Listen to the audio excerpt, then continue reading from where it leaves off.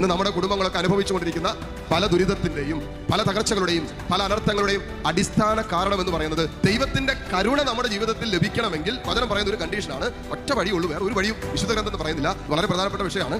എന്തുകൊണ്ടാണ് നമ്മുടെ ജീവിതത്തിലും കുടുംബത്തിലൊക്കെ ദൈവിക സംരക്ഷണം ലഭിക്കാതെ, എന്തുകൊണ്ടാണ് ദൈവത്തിന്റെ കരുണ ലഭിക്കാതെ, എന്തുകൊണ്ടാണ് കർത്താവിന്റെ ക്ഷമ നമ്മുടെ ജീവിതത്തിൽ പൂർത്തിയാകാത്തതിന്റെ കാരണം? നമുക്ക് ഇതൊക്കെ പ്രാർത്ഥിക്കാൻ വേണ്ടി നമ്മൾ ആത്മാവ് കൃത്യമായിട്ട് പറയുന്നുണ്ട്. ഇന്ന് ഇപ്പോൾ ഈ നിമിഷം അപ്പം തീരുമാനം എടുത്താൽ അവൻ 9-ാം പക്കം വിസ കിട്ടും. ഇല്ലെങ്കിൽ അവൻ വീട്ടിലും നാട്ടിലൊക്കെ ഇവിടെ തന്നെ കൂടും, ഒരിക്കലും പുറത്തു പോകുകയാണ്.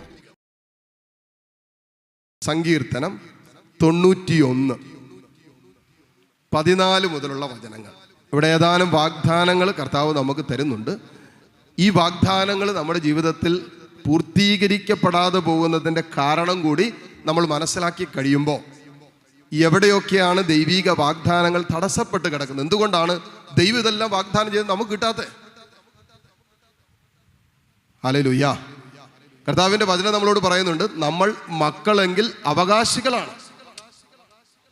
യേശുക്രിസ്തുവിലുള്ള വിശ്വാസം വഴി നമ്മൾ ദൈവമക്കളെന്ന പദവിയിലേക്ക് ഉയർത്തപ്പെട്ടവരാണ്.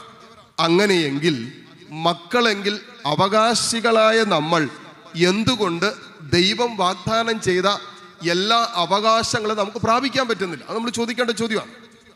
ഇതെല്ലാം എൻ്റെ അവകാശമാണെങ്കിൽ എന്തുകൊണ്ട് എനിക്കിത് കിട്ടുന്നില്ല?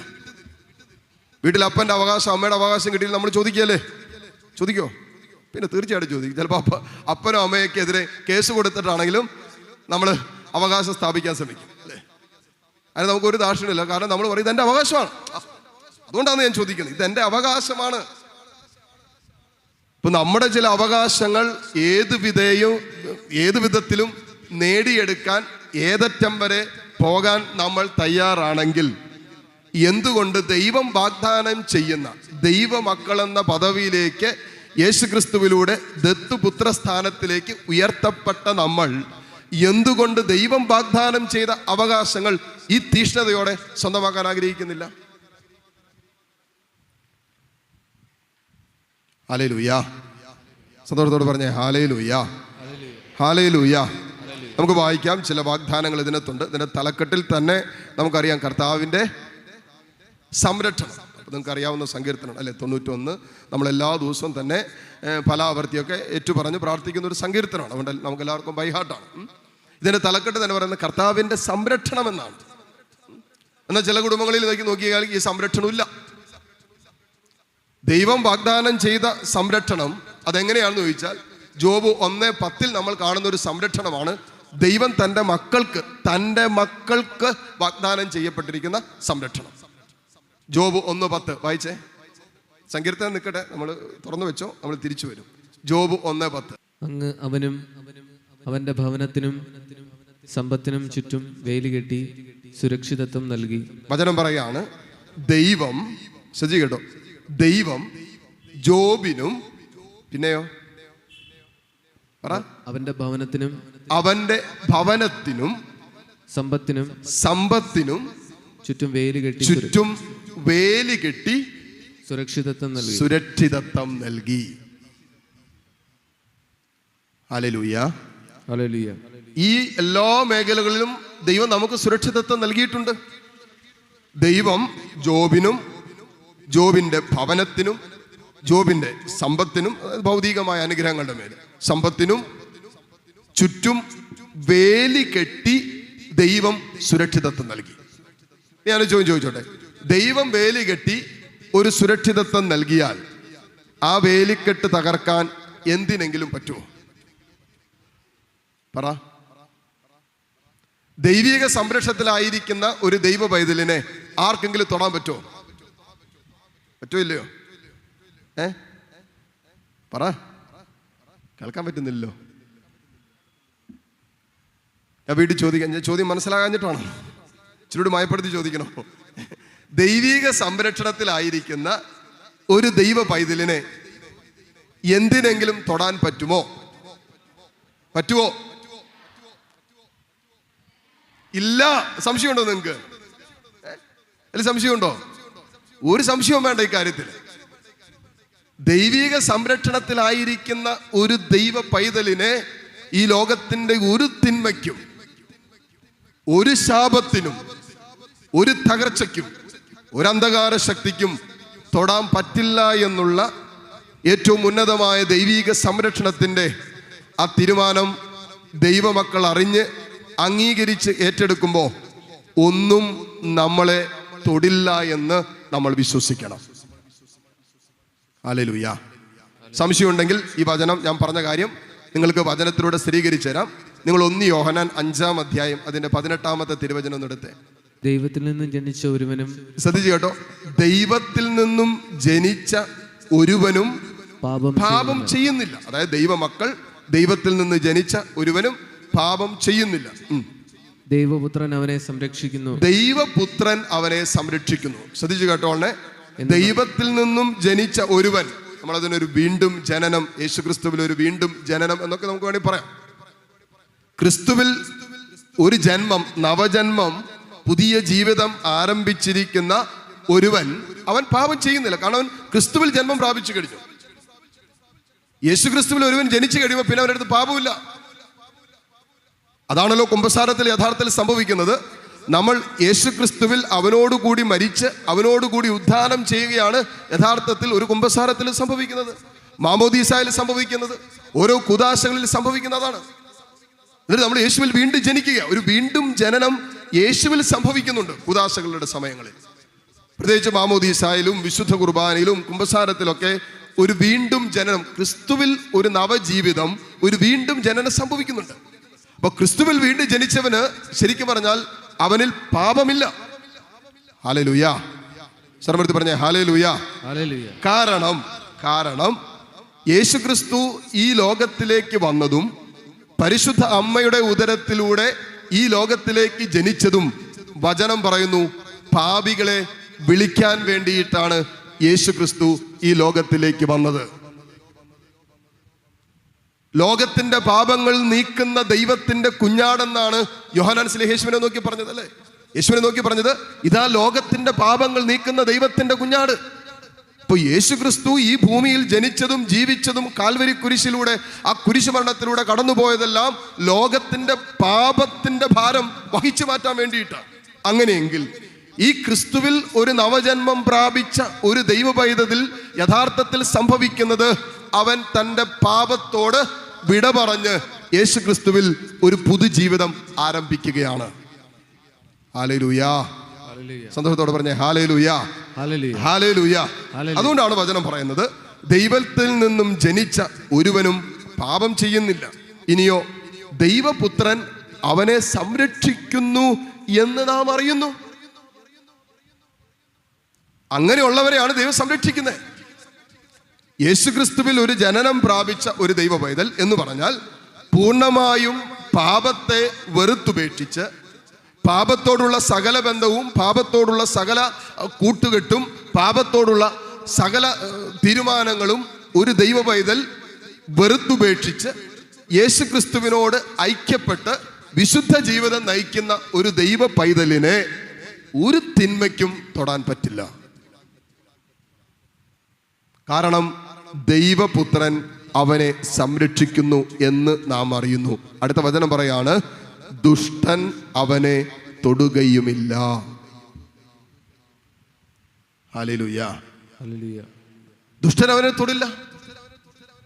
അതാണ് ജോബിന്റെ 1:10 നമ്മൾ വായിച്ചത്.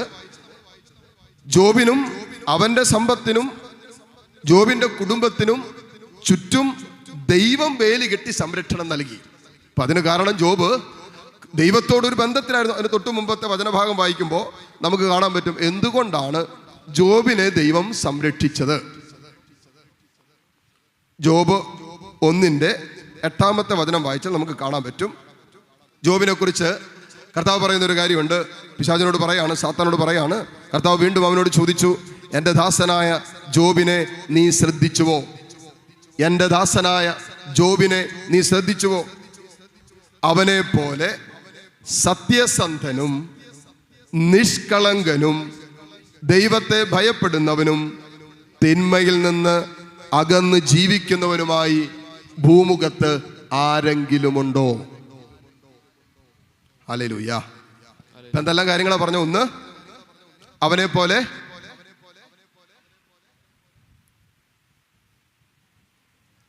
പോരട്ടെ, ജോബിനെ പോലെ സത്യസന്ധനും,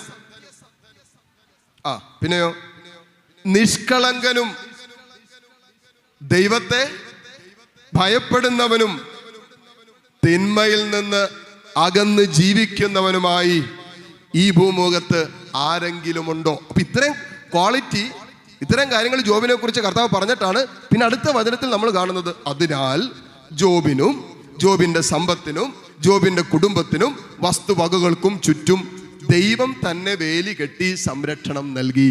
കാരണം ജോബ് ദൈവത്തെ ഭയപ്പെട്ട്, ജോബ് ദൈവത്തോട് ഐക്യപ്പെട്ട്, ജോബ് ദൈവത്തോട് ഒട്ടിച്ചേർന്ന് ജീവിക്കുന്നവനായിരുന്നത് കൊണ്ട് ജോബിനെ ദൈവം സംരക്ഷിച്ചു. ഹല്ലേലൂയ. പലതരം പറഞ്ഞേ ഹല്ലേലൂയ. സ്വരമേരട്ടെ ഹല്ലേലൂയ. ഹല്ലേലൂയ. ഇനി ഇത് ദൈവത്തിന്റെ വാഗ്ദാനമാണ്. ഈ വാഗ്ദാനത്തിൽ നിന്നുകൊണ്ടാണ് ബാക്കി കാര്യങ്ങൾ നമുക്ക് മനസ്സിലാക്കാൻ പറ്റും. ഈ വാഗ്ദാനത്തിൽ ഉറച്ചു നിന്നാലേ നമുക്ക് ബാക്കി ദൈവിക സംരക്ഷണം എന്തുകൊണ്ട് നഷ്ടപ്പെട്ടു പോയി, ദൈവിക സംരക്ഷണമില്ലാത്ത അവസ്ഥകൾ എന്തൊക്കെയാണ്, എങ്ങനെയൊക്കെയാണ് നമ്മുടെ ജീവിതത്തിൽ നിന്നും കുടുംബത്തിൽ നിന്നും തലമുറകളിൽ നിന്നൊക്കെ ഈ ദൈവിക സംരക്ഷണം പടിയിറങ്ങിപ്പോയതെന്ന് മനസ്സിലാക്കണമെങ്കിൽ ഒരു കാര്യം ഹൃദയത്തിൽ വിശ്വസിക്കണം. ദൈവത്തോട് ഐക്യപ്പെട്ട് വിശുദ്ധ ജീവിതം നയിക്കുന്ന ഒരു ദൈവ പൈതലിനെ ദൈവം സംരക്ഷിക്കും. ദൈവത്തിന്റെ വാഗ്ദാനമാണ്, ദൈവം സംരക്ഷിക്കും. ഏതെല്ലാം കാര്യങ്ങളാണെന്ന് പഴയ നിയമത്തിൽ ജോബിന്റെ ജീവിതത്തിലൂടെ പറഞ്ഞത്, ജോബിനെയും ജോബിന്റെ സമ്പത്തും ജോബിന്റെ കുടുംബവും വസ്തുവകളും എല്ലാം ദൈവം സംരക്ഷിച്ചു. ഇനി നിങ്ങൾ ആദ്യം പറഞ്ഞ വചനത്തിലേക്ക് വാ. സങ്കീർത്തനം ഏതായിരുന്നു? 91 ഏതായിരുന്നു? 14 മുതലുള്ള വചനങ്ങൾ വായിച്ചു. സങ്കീർത്തനം 91. അവൻ സ്നേഹത്തിൽ എന്നോട് ഒട്ടി നിൽക്കുന്നതിനാൽ, അവൻ, ശ്രദ്ധിച്ചു കേട്ടോ, അവൻ ദൈവിക സംരക്ഷണത്തെ കുറിച്ചാണ് ഇത് മുഴുവൻ പറഞ്ഞുകൊണ്ടിരിക്കുന്നത്. നമുക്കറിയാം ഈ 91 സങ്കീർത്തനം മുഴുവനും ദൈവിക സംരക്ഷണം, കർത്താവിന്റെ സംരക്ഷണത്തെ കുറിച്ചാണ് പറയുന്നത്. അതിനകത്ത് പറയാണ്, അവൻ സ്നേഹത്തിൽ എന്നോട് ഒട്ടി നിൽക്കുന്നതിനാൽ. നിങ്ങൾക്ക് അറിഞ്ഞൂടെ ഇത്? പിന്നെ ആ ചേട്ടൻ എന്തിനാ വായിക്കുന്നത്? സ്റ്റാർട്ടിങ് ട്രബിൾ ഉള്ളതുകൊണ്ട് പറഞ്ഞു തന്നെന്നുള്ള. പറഞ്ഞോ. അവൻ സ്നേഹത്തിൽ എന്നോട് ഒട്ടി നിൽക്കുന്നതിന്, പോരട്ടെ, എന്നോട് ഒട്ടി നിൽക്കുന്നതിന്. എങ്ങനെ നിൽക്കുന്നുണ്ട്? ഒട്ടി നിൽക്കുക എന്ന് പറഞ്ഞാൽ എങ്ങനെയായിരിക്കും? അത് തന്നെ അല്ലേ, ഒട്ടി. ചിലരൊക്കെ ഇങ്ങനെ ഒട്ടി നിൽക്കുന്നതുകൊണ്ടാണ് ചിലവരിലൊക്കെ പാപം വരുന്നത്. ഞാൻ പറയാം. ഇങ്ങനെ സ്നേഹത്തിൽ ദൈവത്തോട് ഒട്ടി നിൽക്കുന്നതിനാൽ ഞാൻ അവനെ രക്ഷിക്കും. കർത്താവ് പറഞ്ഞതാണ്, അവൻ സ്നേഹത്തിൽ എന്നോട് ഒട്ടി നിൽക്കുക. ദൈവത്തോടുള്ള ബന്ധത്തിൽ, അവനോടുള്ള സ്നേഹബന്ധത്തിൽ ഞാൻ ദൈവത്തോട് ഒട്ടി നിൽക്കുന്നതിനാൽ അവൻ എന്നെ രക്ഷിക്കും.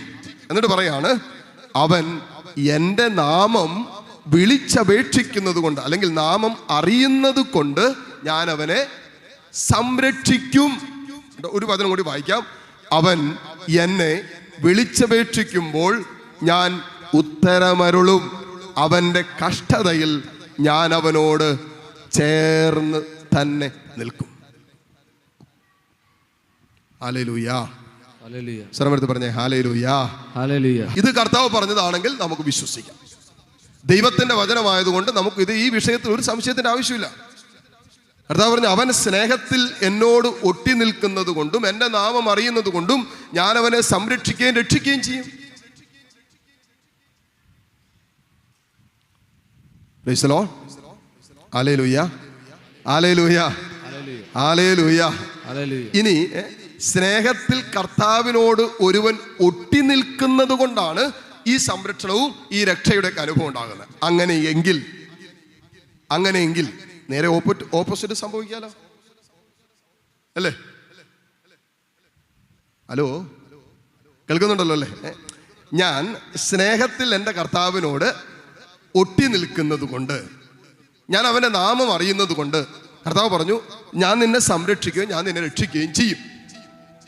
ഇനിയിപ്പോ ഞാൻ ദൈവത്തോട് ഒരു ബന്ധവുമില്ല, ഒരു സ്നേഹവുമില്ല, ഞാൻ ദൈവത്തോട് ഒട്ടി നിൽക്കുന്നുമില്ല, എനിക്ക് അവൻ്റെ നാമം അറിയത്തുമില്ല.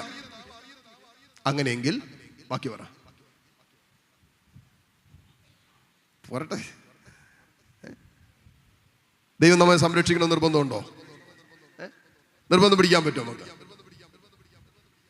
വചനം പറയാം ഈ നിബന്ധനകൾ അതുകൊണ്ടല്ല ക്ഷമിക്കുവിൻ നിങ്ങളോട് ക്ഷമിക്കപ്പെടും എന്ന് കർത്താവ് പറഞ്ഞു.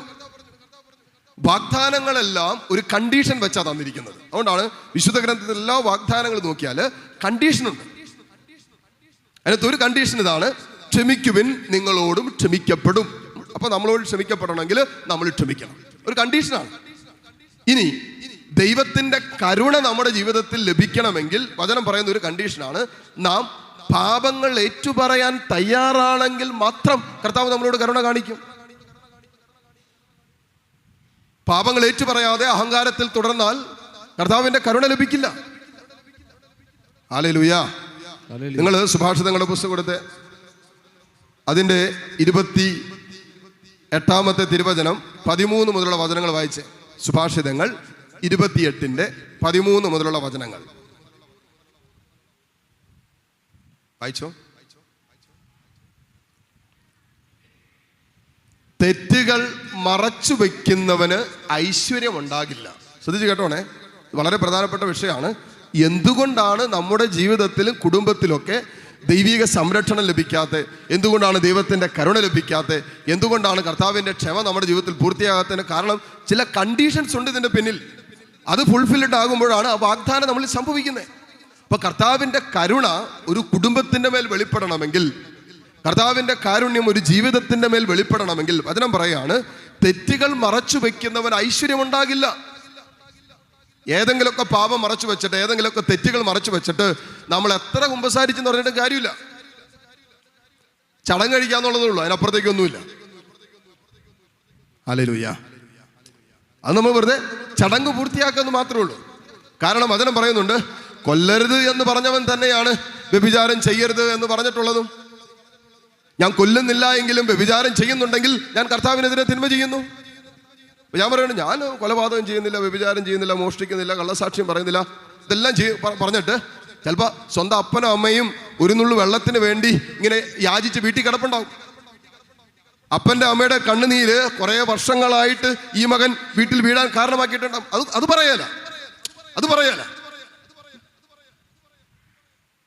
നാവ് വായ തുറന്ന പരദൂഷണവും കുറ്റം പറച്ചിൽ മാത്രമേ ഉള്ളൂ. വില കെട്ടത് മാത്രമേ പറയുന്നുള്ളൂ. ഇത് ചിലപ്പോൾ പറയാല. കൊല്ലരുത് എന്ന് പറഞ്ഞവൻ തന്നെയല്ലേ വ്യഭിചാരം ചെയ്യരുത് എന്നും പറഞ്ഞിട്ടുള്ളത്.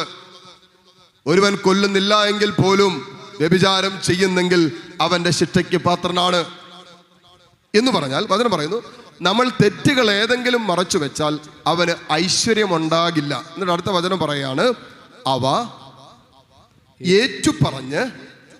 ഏറ്റുപറയാന്ന് പറഞ്ഞാൽ കൺഫസ്, കുമ്പസാരം, കൺഫെഷൻ, ഏറ്റുപറച്ചിൽ.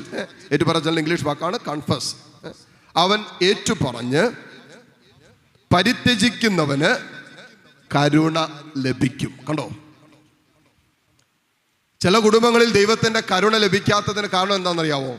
ചില കുടുംബങ്ങളിൽ മാതാപിതാക്കളായിട്ടും കുടുംബമായിട്ടും മക്കളായിട്ടും ഇന്നോളം ചെയ്തിട്ടുള്ള ചില പാപങ്ങൾ ഇന്ന് വരെ കർത്താവിൻ്റെ മുമ്പിൽ ഒന്ന് എളിമപ്പെട്ടിട്ട് തെറ്റുപറ്റിപ്പോയി, ദൈവമേ ഞങ്ങളുടെ കുടുംബത്തിന് തെറ്റുപറ്റിപ്പോയി, മാതാപിതാക്കൾക്ക് തെറ്റുപറ്റിപ്പോയി, അറിവില്ലായ്മ കൊണ്ട് അഹങ്കാരം കൊണ്ട് ഒക്കെ തെറ്റുപറ്റിപ്പോയി എന്ന് പറയാനുള്ള എളിമയില്ലാത്തത് കൊണ്ട് കരുണ ലഭിക്കാതെ പാപത്തിൻ്റെ അനർത്ഥങ്ങളിൽ ഇന്നും തുറന്നുകൊണ്ടിരിക്കുന്ന ജീവിതങ്ങളുണ്ട്. കാരണം പാപത്തിന് ശിക്ഷയുണ്ട്. എല്ലാ പാപവും ശിക്ഷിക്കപ്പെടുമെന്നാണ് വചനം പറയുന്നത്. അനുദപിക്കാതെ കിടക്കുന്ന ഒരു പാപം, ആ പാപത്തിൽ ഒരുവൻ തുടർന്നാൽ അതിൻ്റെ അത്യന്തികമായ ശിക്ഷ നിത്യനാശമാണ്, മരണമാണ്. അതുകൊണ്ടാണ് റോമാക്കാർക്ക് എഴുതിയ ലേഖനം 6-ാം അധ്യായം 22-ാമത്തെ തിരുവചനത്തിൽ നാം വായിക്കുന്നുണ്ട്, പാപത്തിന്റെ ശമ്പളം, പാപത്തിനൊരു ശമ്പളമുണ്ട്, പാപത്തിന്റെ ശമ്പളം മരണമാണ്.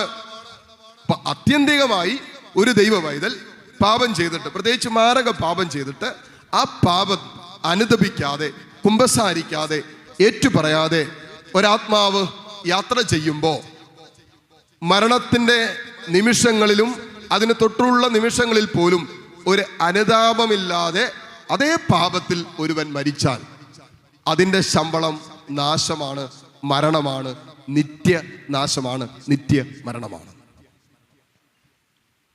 Hallelujah, hallelujah.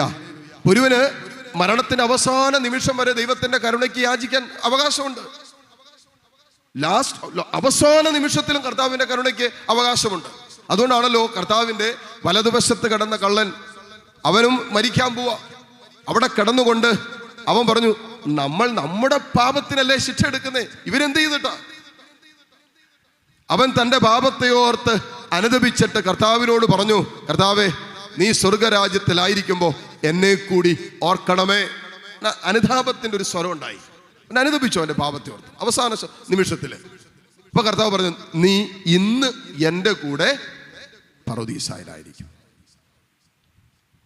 അവസാന നിമിഷത്തിലും ക്ഷമിക്കാൻ, എളിമപ്പെടാൻ, അനുദപിക്കാൻ തയ്യാറായ ഒരു ജീവിതത്തിന്റെ മേൽ കർത്താവിന്റെ കരുണ വർഷിക്കപ്പെട്ടു. കർത്താവിനോട് പറഞ്ഞു, കരുണ എന്ന് പറഞ്ഞാൽ അർഹിക്കാത്ത സ്നേഹമാണ്. അവസാന നിമിഷത്തിലും അവൻ അനുദപിച്ചപ്പോൾ കർത്താവ് പറഞ്ഞു, ഇന്ന് നീ എൻ്റെ കൂടെ പറുദീസായിലായിരിക്കുന്നു. അതിനകത്ത് വേറെ ഒരു എക്സ്ക്യൂസും കർത്താവ് പറഞ്ഞില്ല. ഇന്ന് നീ എൻ്റെ കൂടെ പറുദീസായിൽ ആയിരിക്കും. ഹല്ലേലൂയാ. സർവ്വത്ത് പറഞ്ഞേ ഹല്ലേലൂയാ, ഹല്ലേലൂയാ. അപ്പോ നമ്മൾ പാപങ്ങൾ മറച്ചു വെച്ച്, തെറ്റുകൾ മറച്ചു വെച്ച് നമ്മളോ നമ്മുടെ കുടുംബങ്ങളോ ഇന്നലകളിൽ അങ്ങനെ കടന്നു പോയിട്ടുണ്ടെങ്കിൽ പാപത്തിൻ്റെ അനർത്ഥങ്ങൾ, പാപത്തിൻ്റെ ശിക്ഷ, പാപത്തിൻ്റെ പരിണത ഫലങ്ങൾ നമ്മുടെ ജീവിതത്തിലും നമ്മുടെ കുടുംബത്തിലൊക്കെ ഇന്നും നിലനിൽക്കുന്നുണ്ടാകും. കാരണം ആ പാപത്തിന് ഇന്ന് വരെ കുടുംബാംഗങ്ങൾ ആരും പരിഹാരം ചെയ്തിട്ടില്ല. അല്ലെങ്കിൽ മറ്റൊരു വാക്കിൽ പറഞ്ഞാൽ, യേശുക്രിസ്തു കാൽവരി കുരിശിൽ നമുക്ക് വേണ്ടി ചെയ്തു തീർത്ത നമ്മുടെ പാപത്തിന്റെ പരിഹാരത്തിലേക്ക് ആ പാപം എത്തിയിട്ടില്ല. മറ്റൊരു വാക്കിൽ പറഞ്ഞാൽ, കർത്താവിന്റെ കാരുണ്യത്തിലേക്ക് ഇന്നുവരെ ആ പാപം എത്തിയിട്ടില്ല. ഹല്ലേലൂയാ. സർവ്വത്ത് പറഞ്ഞേ ഹല്ലേലൂയാ, ഹല്ലേലൂയാ. അതുകൊണ്ടാണ് വചനം പറയുന്നത്, തെറ്റുകൾ മറച്ചു വെക്കുന്നവന് ഐശ്വര്യമുണ്ടാകില്ല, അവ ഏറ്റുപറഞ്ഞ് പരിത്യജിക്കുന്നവന് കർത്താവിന്റെ കരുണ ലഭിക്കും. അപ്പൊ കർത്താവിന്റെ കരുണ ലഭിക്കുന്ന എപ്പോഴാ?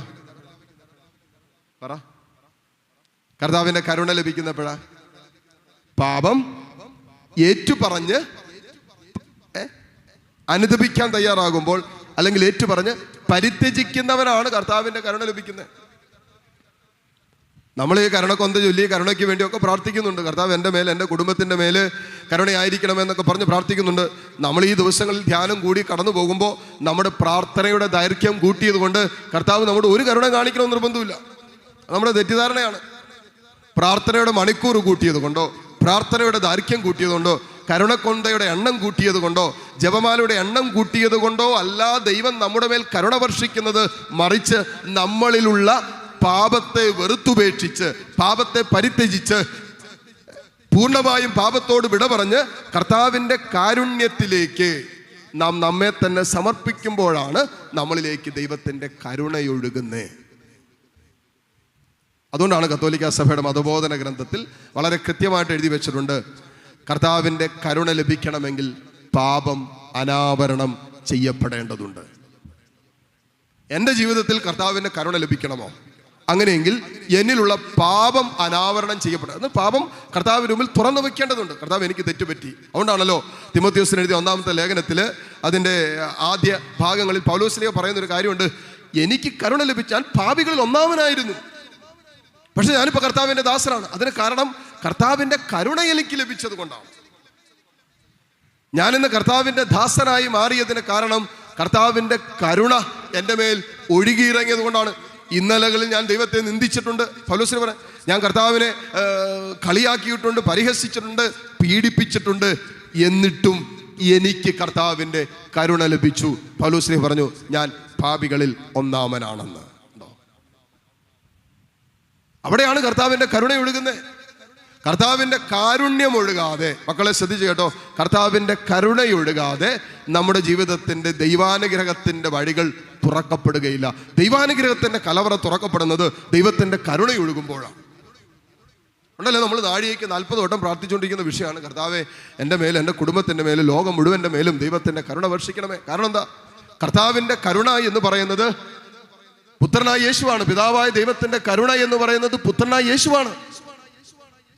അതുകൊണ്ടാണ് റോമാക്കാർക്ക് എഴുതിയ ലേഖനം 5-ാം അധ്യായം 8-ാമത്തെ തിരുവചനത്തിൽ നാം വായിക്കുന്നുണ്ട്, നാം പാപികളായിരിക്കെ, അങ്ങനെ പറയുന്നത്, നാം പാപികളായിരിക്കെ എന്ന് പറഞ്ഞാൽ നമ്മൾ യോഗ്യരത അല്ലാതിരുന്നപ്പോഴും നമുക്കൊരു യോഗ്യതയില്ല.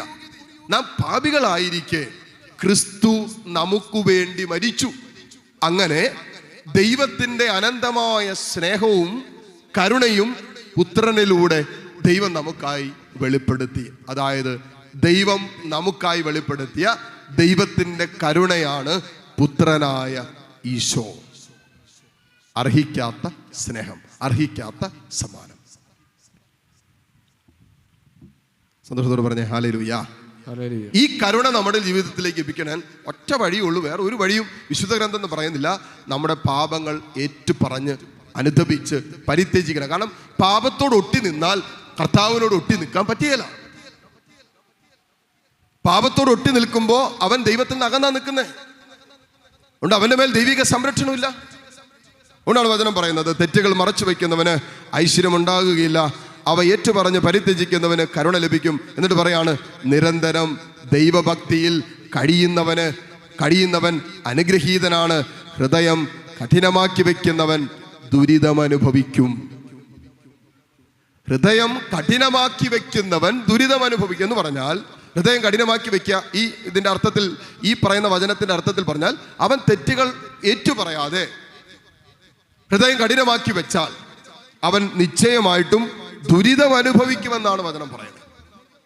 ഇന്ന് നമ്മുടെ കുടുംബങ്ങളൊക്കെ അനുഭവിച്ചു കൊണ്ടിരിക്കുന്ന പല ദുരിതത്തിൻ്റെയും പല തകർച്ചകളുടെയും പല അനർത്ഥങ്ങളുടെയും അടിസ്ഥാന കാരണം എന്ന് പറയുന്നത് ഹൃദയം കഠിനമായി പോയതുകൊണ്ട് പാപങ്ങൾ ഏറ്റുപറയാൻ നമ്മൾ വിസമ്മതിക്കുകയാണ്.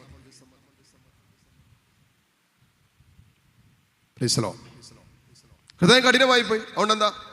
ഹൃദയം കഠിനമായതുകൊണ്ട് എനിക്ക് അപ്പനെ വേദനിപ്പിക്കുന്നതിനും കുഴപ്പമില്ല, അമ്മയെ വേദനിപ്പിക്കുന്നതിനും കുഴപ്പമില്ല, ജീവിത പങ്കാളിയെ തല്ലുന്നതിനും കുഴപ്പമില്ല, മക്കൾക്ക് ദുർമാതൃക കൊടുക്കുന്നതിനും കുഴപ്പമില്ല, വീട്ടിലിരുന്ന് മദ്യപിക്കുന്നതിനും കുഴപ്പമില്ല, വഴി കിടക്കുന്നതിനും കുഴപ്പമില്ല. ഇതൊന്നും ഒരു വിഷയമല്ല. എന്നെ സംബന്ധിച്ച് ഇതൊന്നും വിഷയമല്ല. കാരണം എന്താ? എൻ്റെ ഹൃദയം കഠിനമായിരിക്കും. അതുകൊണ്ട് ഇതൊന്നും എന്നെ ബാധിക്കുന്നില്ല.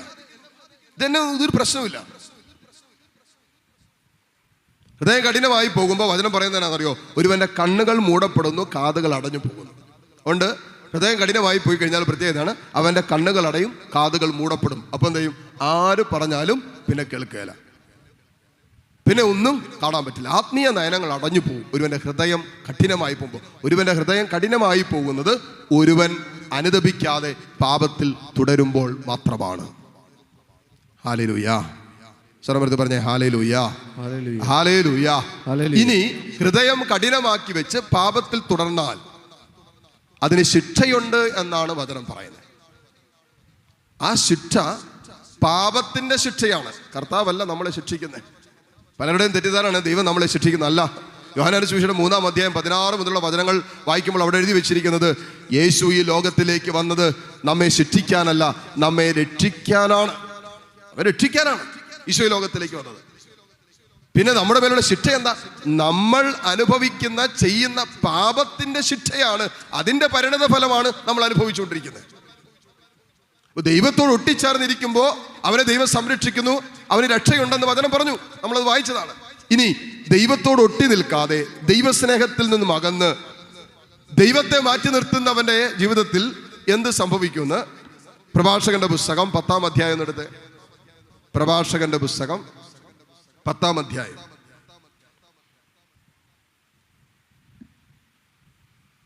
അതിന്റെ 12 മുതലുള്ള വചനങ്ങൾ. അഹങ്കാരം തുടങ്ങുമ്പോൾ കർത്താവിൽ നിന്നും അകലുന്നു. ശ്രദ്ധിച്ച് കേൾക്കണം, ഇതെല്ലാം വളരെ ശ്രദ്ധിച്ച് കേൾക്കേണ്ട കാര്യങ്ങളാണ്. കാരണം ചിലപ്പോൾ നമുക്കൊരു തോന്നലുണ്ട് നമുക്ക് അഹങ്കാരം ഇല്ലെന്ന്. അങ്ങനെ ഒരു തോന്നൽ വരെ നമുക്ക് അഹങ്കാരം ഉള്ളതുകൊണ്ടാകാം കേട്ടോ. നമുക്ക് ചിലപ്പോൾ ഒരു തോന്നലുണ്ട് എനിക്ക് അഹങ്കാരമൊന്നുമില്ല, എനിക്ക് അത്രമാത്രം എളിമയുണ്ടെന്നോ. ചിലപ്പോൾ നമുക്ക് ആത്മീയ ജീവിതത്തിൽ പോലും ഈ പ്രശ്നം ഉണ്ടാകാം. അയ്യോ, നമ്മള് ഉള്ളുകൊണ്ട് നമ്മൾ വലിയ പ്രാർത്ഥനക്കാരാണ് എന്നുള്ളൊരു ചിന്ത മനസ്സിൽ സൂക്ഷിക്കുകയും മറ്റൊരു അയ്യോ ഞാൻ അങ്ങനെ വലിയ പ്രാർത്ഥനയൊന്നുമില്ലേ, ഞാൻ അങ്ങനെയൊന്നുമില്ലേ എന്നൊക്കെ പറയുന്നു. പക്ഷെ ഉള്ളിൽ ചിലപ്പോൾ അഹങ്കാരത്തിലൂടെ ആയിരിക്കും വലിയ പ്രാർത്ഥനക്കാരനാന്നുള്ള ചിന്ത ഉള്ളിൽ കാണാം. ഈ അഹങ്കാരത്തിൻ്റെ ഒരു പ്രശ്നമാണെന്ന് ഇത് മനസ്സിലാക്കാൻ ബുദ്ധിമുട്ടാണ്. നമ്മൾ അഹങ്കാരികളാണോ എന്നും മനസ്സിലാക്കാൻ വളരെയധികം ബുദ്ധിമുട്ടാണ്. അതുകൊണ്ടാണ് വചനം പറയുന്നത്, അഹങ്കാരം തുടങ്ങുമ്പോൾ ഒരുവൻ കർത്താവിൽ നിന്നും അകലുന്നു. അഹങ്കാരത്തിൻ്റെ ലക്ഷണമാണ് നമ്മൾ നമ്മുടെ കുടുംബം, നമ്മുടെ തീരുമാനങ്ങൾ ദൈവത്തിൽ നിന്നും അകലുന്നുണ്ടെങ്കിൽ അത് അഹങ്കാരത്തിന്റെ ലക്ഷണമാണ്. ഹല്ലേലൂയ. നിങ്ങളുടെ കുടുംബത്തിൽ ആരെങ്കിലുമൊക്കെ പള്ളി പോകാൻ പറഞ്ഞാൽ എന്തായിരിക്കും പറയുന്നത്? പള്ളി പോകാൻ പറയും, എനിക്ക് താല്പര്യമില്ല, നിങ്ങൾ വേണമെങ്കിൽ പൊക്കോ, നിങ്ങൾ പൊക്കോ, പള്ളി പോകാൻ എൻ്റെ അടുത്ത് പറയണം. കുമ്പസാരിക്കാൻ പറഞ്ഞാൽ നീ പോയി കുമ്പസാരിച്ചോടി, എനിക്ക് വേറെ പരിപാടിയുണ്ട്. മക്കൾ പറയാണ്, നിങ്ങൾ കുമ്പസാരിക്കാനൊന്നും വരുന്നില്ല. ദേവാലയത്തിലേക്ക് വരാൻ പറയുമ്പോൾ, ദേവാലയവുമായി ബന്ധപ്പെട്ട് കൂദാശ ജീവിതം നയിക്കാൻ പറയുമ്പോൾ ഒരുവൻ പറയാണ്, എനിക്കത് വേണ്ട എന്ന് മുഖത്ത് നോക്കി പറയുന്നുണ്ടെങ്കിൽ അത് അഹങ്കാരത്തിന്റെ ലക്ഷണമാണ്. അത്രേ ഉള്ളൂ. അഹങ്കാരി ശിക്ഷ കിട്ടാതെ പോകില്ല. അത് മനസ്സിലാക്കിയിരിക്കണം. അഹങ്കാരി ശിക്ഷിക്കപ്പെടാതെ പോകില്ല. ഇന്നല്ലെങ്കിൽ നാളെ അവൻ തൻ്റെ അഹങ്കാരത്തിന് ശിക്ഷിക്കപ്പെടും. ഇന്നിപ്പോൾ ആരോഗ്യമുണ്ട്, ബലമുണ്ട്, ശക്തിയുണ്ട്, അതുകൊണ്ട് എന്ത് തൻ്റെ അടുത്തോടെ പറയാം. ഹല്ലേലൂയ. നമ്മൾ വിചാരിക്കുന്നറിയാം, വചനം പറയുന്നറിയാം, ഈ ശിക്ഷ സാവധാനമേ വരൂ. ചിലപ്പോൾ അങ്ങനെയാണ്, ഇത് സാവധാനമേ വരൂ, ഇപ്പൊ കുഴപ്പമൊന്നുമില്ലല്ലോ. അതുകൊണ്ടാണ് പ്രഭാഷകന്റെ പുസ്തകം, നമ്മൾ ഇതിലേക്ക് തിരിച്ചു വരും. പ്രഭാഷകന്റെ പുസ്തകം 2 പേജ് കൂടി മറച്ചു കഴിഞ്ഞാൽ അവിടെ നമുക്ക് കാണാൻ പറ്റുന്നൊരു കാര്യമുണ്ട്. പ്രഭാഷകന്റെ പുസ്തകം 5-ാം അധ്യായം അതിൻ്റെ 4 മുതലുള്ള വചനങ്ങൾ. 5-ന്റെ 1 മുതൽ വായിക്കാം. അവിടെ കുറച്ച് കാര്യങ്ങൾ കൂടി മനസ്സിലാക്കാൻ പറ്റും. 5-ന്റെ 1 മുതലുള്ള വചനം പറയാണ്, സമ്പത്തിൽ ആശ്രയിക്കരുത്, എനിക്ക് മതിയാവോളം ഉണ്ടെന്ന് മേനി പറയരുത്. അതുകൊണ്ട് കാര്യമാണ്, സമ്പത്തിലല്ല നമ്മൾ ആശ്രയിക്കേണ്ടത്. നമ്മൾ ആശ്രയിക്കേണ്ടത് പറ ദൈവത്തിലാണ്. സമ്പത്തിലല്ല നമ്മുടെ ആശ്രയത്വം ദൈവത്തിലാണ്. ഓക്കെ. എന്നിട്ട് പറയാണ്, എനിക്ക് സമ്പത്ത് മതിയാവോളം ഉണ്ട് എന്ന് മേനി പറയരുത്. അത് അഹങ്കാരമാണ്. എനിക്ക് ആവശ്യത്തിന് സമ്പത്തുണ്ട്, എനിക്ക് ആവശ്യത്തിന് കഴിവുണ്ട്, എനിക്ക് ആവശ്യത്തിന് സൗന്ദര്യമുണ്ട്, എനിക്ക് ആവശ്യത്തിന് ആരോഗ്യമുണ്ട്, എനിക്ക് ആവശ്യത്തിന് ബലമുണ്ട്, എനിക്ക് ആവശ്യത്തിന് കാശുണ്ട്, അതുകൊണ്ട് ഞാൻ കുടിക്കുന്നു. ഇപ്പം എന്നാ കുഴപ്പം? അല്ലേ? ഒരു ചേട്ടൻ എൻ്റെ അടുത്ത് പറഞ്ഞാണ്, എൻ്റെ അച്ഛാ, ഞാൻ അധ്വാനിക്കുന്നു, ഞാൻ കഷ്ടപ്പെടുന്നു, ഞാൻ കുടിക്കുന്നു, അതിന് പുള്ളിക്ക് എന്നാ കുഴപ്പം? ശരിയല്ലേ പുള്ളി പറഞ്ഞ? ഞാൻ അധ്വാനിക്കുന്നു, ഞാൻ കഷ്ടപ്പെടുന്നു, ഞാൻ ജോലി ചെയ്യുന്നു, ഞാൻ കാശ് മേടിക്കുന്നു, ശമ്പളം മേടിക്കുന്നു, ഞാൻ കുടിക്കുന്നു, അതിന് പുള്ളിക്ക് എന്നാ കുഴപ്പം? ഭാര്യ ഭർത്താവ് മദ്യപാനത്തിന്റെ കാര്യം പറഞ്ഞ് മുമ്പിൽ നിന്ന് പറഞ്ഞപ്പോൾ പുള്ളി ചോദിച്ചാ, എന്താ വിളിക്ക് എന്നാ ഇപ്പം കുഴപ്പം? ഞാൻ അധ്വാനിച്ച് കാശുണ്ടാക്കിയിട്ടല്ലേ കുടിക്കുന്നേ, ഇവിടെ താലിമാല വിറ്റിട്ടൊന്നും അല്ലല്ലോ ഞാൻ കുടിക്കുന്നേ. പറഞ്ഞ ഞാനിവിടെ താലിമാല വിറ്റിട്ടൊന്നുമല്ല കൂടി, ഞാൻ അധ്വാനിച്ചിട്ടല്ലേ ഞാൻ കുടിക്കുന്നേ. അതിനും പറയാണ്, എനിക്ക് മതിയാവോളം ഉണ്ട് എന്ന് മേനി പറയരുത്. എന്നിട്ട് പറയാണ്, സ്വന്തം കഴിവിൽ ആശ്രയിച്ചിട്ട്, അല്ലെങ്കിൽ സ്വന്തം കഴിവിൽ ആശ്രയിച്ച് ഹൃദയാഭിലാഷങ്ങൾക്കൊത്ത് ജീവിക്കരുത്. നിന്റെ കഴിവിൽ ആശ്രയിച്ചിട്ട് നിന്റെ ഇഷ്ടങ്ങൾക്കനുസരിച്ച് ജീവിക്കരുത്. ഈ പറഞ്ഞതിന്റെ ബാക്കിയാണ്. ഞാൻ എൻ്റെ കഴിവിൽ ആശ്രയിക്കുന്നു, എൻ്റെ സമ്പത്തിൽ ആശ്രയിക്കുന്നു, ഞാൻ എന്നിട്ട് എൻ്റെ ഇഷ്ടം പോലെ ജീവിക്കുന്നു. ഒരു കുടുംബത്തിൽ അത് പറ്റിയല്ലോ. ഒരു ദാമ്പത്യ ജീവിതത്തിൽ അത് സാധ്യമല്ലല്ലോ. ഭാര്യയുടെ ആഗ്രഹങ്ങൾ നോക്കണം, മക്കളുടെ ആഗ്രഹം നോക്കണം, മാതാപിതാക്കളുടെ ആഗ്രഹം നോക്കണം. സ്വന്തം അഭിലാഷങ്ങൾക്ക് അനുസരിച്ച് ജീവിക്കരുത് എന്ന് വചനം പറഞ്ഞിട്ട് അടുത്ത വചനം പറയാണ്, ആരുണ്ട് എന്നെ നിയന്ത്രിക്കാൻ എന്ന് പറയരുത്, കർത്താവ് നിന്നെ ശിക്ഷിക്കും, ഇത് തീർച്ചയാണ്. കാരണം ഇതെല്ലാം അഹങ്കാരത്തിന്റെ ധ്വനിയാണ്. അതിനാണ് ഈ പറഞ്ഞുകൊണ്ടിരിക്കുന്നത്. ഇതെല്ലാം അഹങ്കാരത്തിന്റെ ധ്വനിയാ. ആരുണ്ട് എന്നെ ശിക്ഷിക്കാൻ? ആർക്കെന്നോട് എന്ത് ചെയ്യാൻ പറ്റും? എന്നാടി നിന്റെ മക്കളെ എന്നെ മൂക്കിക്കേറ്റും, നിന്റെ കുടുംബം എന്നെ പുഴുങ്ങി തിന്നോ, പിന്നെ എന്നൊക്കെ പറയല്ലേ. ഇതൊക്കെ അഹങ്കാരത്തിന്റെ ലക്ഷണം, അഹങ്കാരത്തിന്റെ സ്വരമാണ്. പറയാണ്, ആരുണ്ട് എന്നെ നിയന്ത്രിക്കാൻ എന്ന് ചോദിക്കരുത് എന്ന് പറയരുത്. ആരുണ്ട് എന്നെ നന്നാക്കാൻ? എന്നെ ആരും നന്നാക്കാൻ വരണ്ട, എന്നെ ഉപദേശിക്കാൻ വരണ്ട, ഞാൻ എനിക്കിഷ്ടമുള്ളത് ചെയ്യും എന്ന് പറയില്ലേ. ഇത് അഹങ്കാരത്തിന്റെ ലക്ഷണമാണ്. എന്നിട്ട് പറയാണ്, ആരുണ്ട് എന്നെ നിയന്ത്രിക്കാൻ എന്ന് പറയരുത്, കർത്താവ് നിന്നെ ശിക്ഷിക്കും, തീർച്ചയാണ്. അടുത്ത വചനം പറയാണ്, പാപം ചെയ്തിട്ട് എനിക്ക് എന്ത് സംഭവിച്ചു എന്നും പറയരുത്. ഇത് പറയാൻ വേണ്ടി ഞാൻ വായിച്ചത്.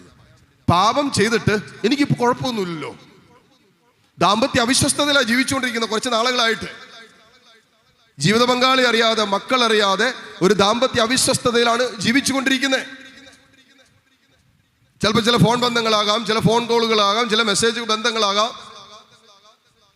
ചിലപ്പോൾ ചില ജോലി മേഖലയിലുള്ള ബന്ധങ്ങളാകാം, ചില സൗഹൃദങ്ങളിലൂടെ ആകാം, എന്തുവാകട്ടെ ദാമ്പത്യ അവിശ്വസ്തതയിലാണ്. എൻ്റെ ജീവിത പങ്കാളിയോടുള്ള യഥാർത്ഥമായ പരിശുദ്ധമായ സ്നേഹത്തിന് കളങ്കം വരുന്ന രീതിയിലുള്ള ഒരു ദാമ്പത്യേതര അവിശുദ്ധ ബന്ധത്തിലാണ് വ്യാപരിച്ചുകൊണ്ടിരിക്കുന്നത്. എന്നിട്ട് ഉള്ളുകൊണ്ട് ചോദിക്കണു, ഓ ഇതുവരെയൊക്കെ കുഴപ്പമൊന്നുമില്ലല്ലോ, ഇത്രയും നാളെ ഇങ്ങനെയൊക്കെ പോയില്ലേ, ഇതുവരെ കുഴപ്പമൊന്നും ഉണ്ടായില്ലല്ലോ.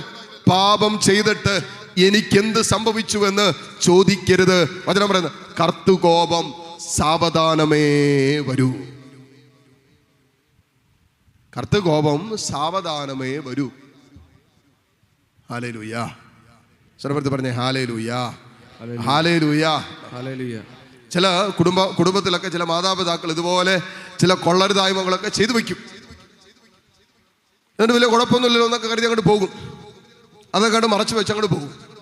കുറേ കഴിയുമുണ്ടല്ലോ, ഒരു ദൈവഭയവും ഇല്ല, ദൈവഭക്തി ഇല്ലാതെ, ദൈവത്തോട് ഒരു ബന്ധമില്ലാതെ അങ്ങനെ ജീവിച്ചുകൊണ്ടിരിക്കുക. ഒരു ദൈവഭയവും ഇല്ല, ഇവിടെ വേറെ പ്രശ്നങ്ങളൊന്നും കാണുന്നില്ല, കുഴപ്പമൊന്നുമില്ലല്ലോ.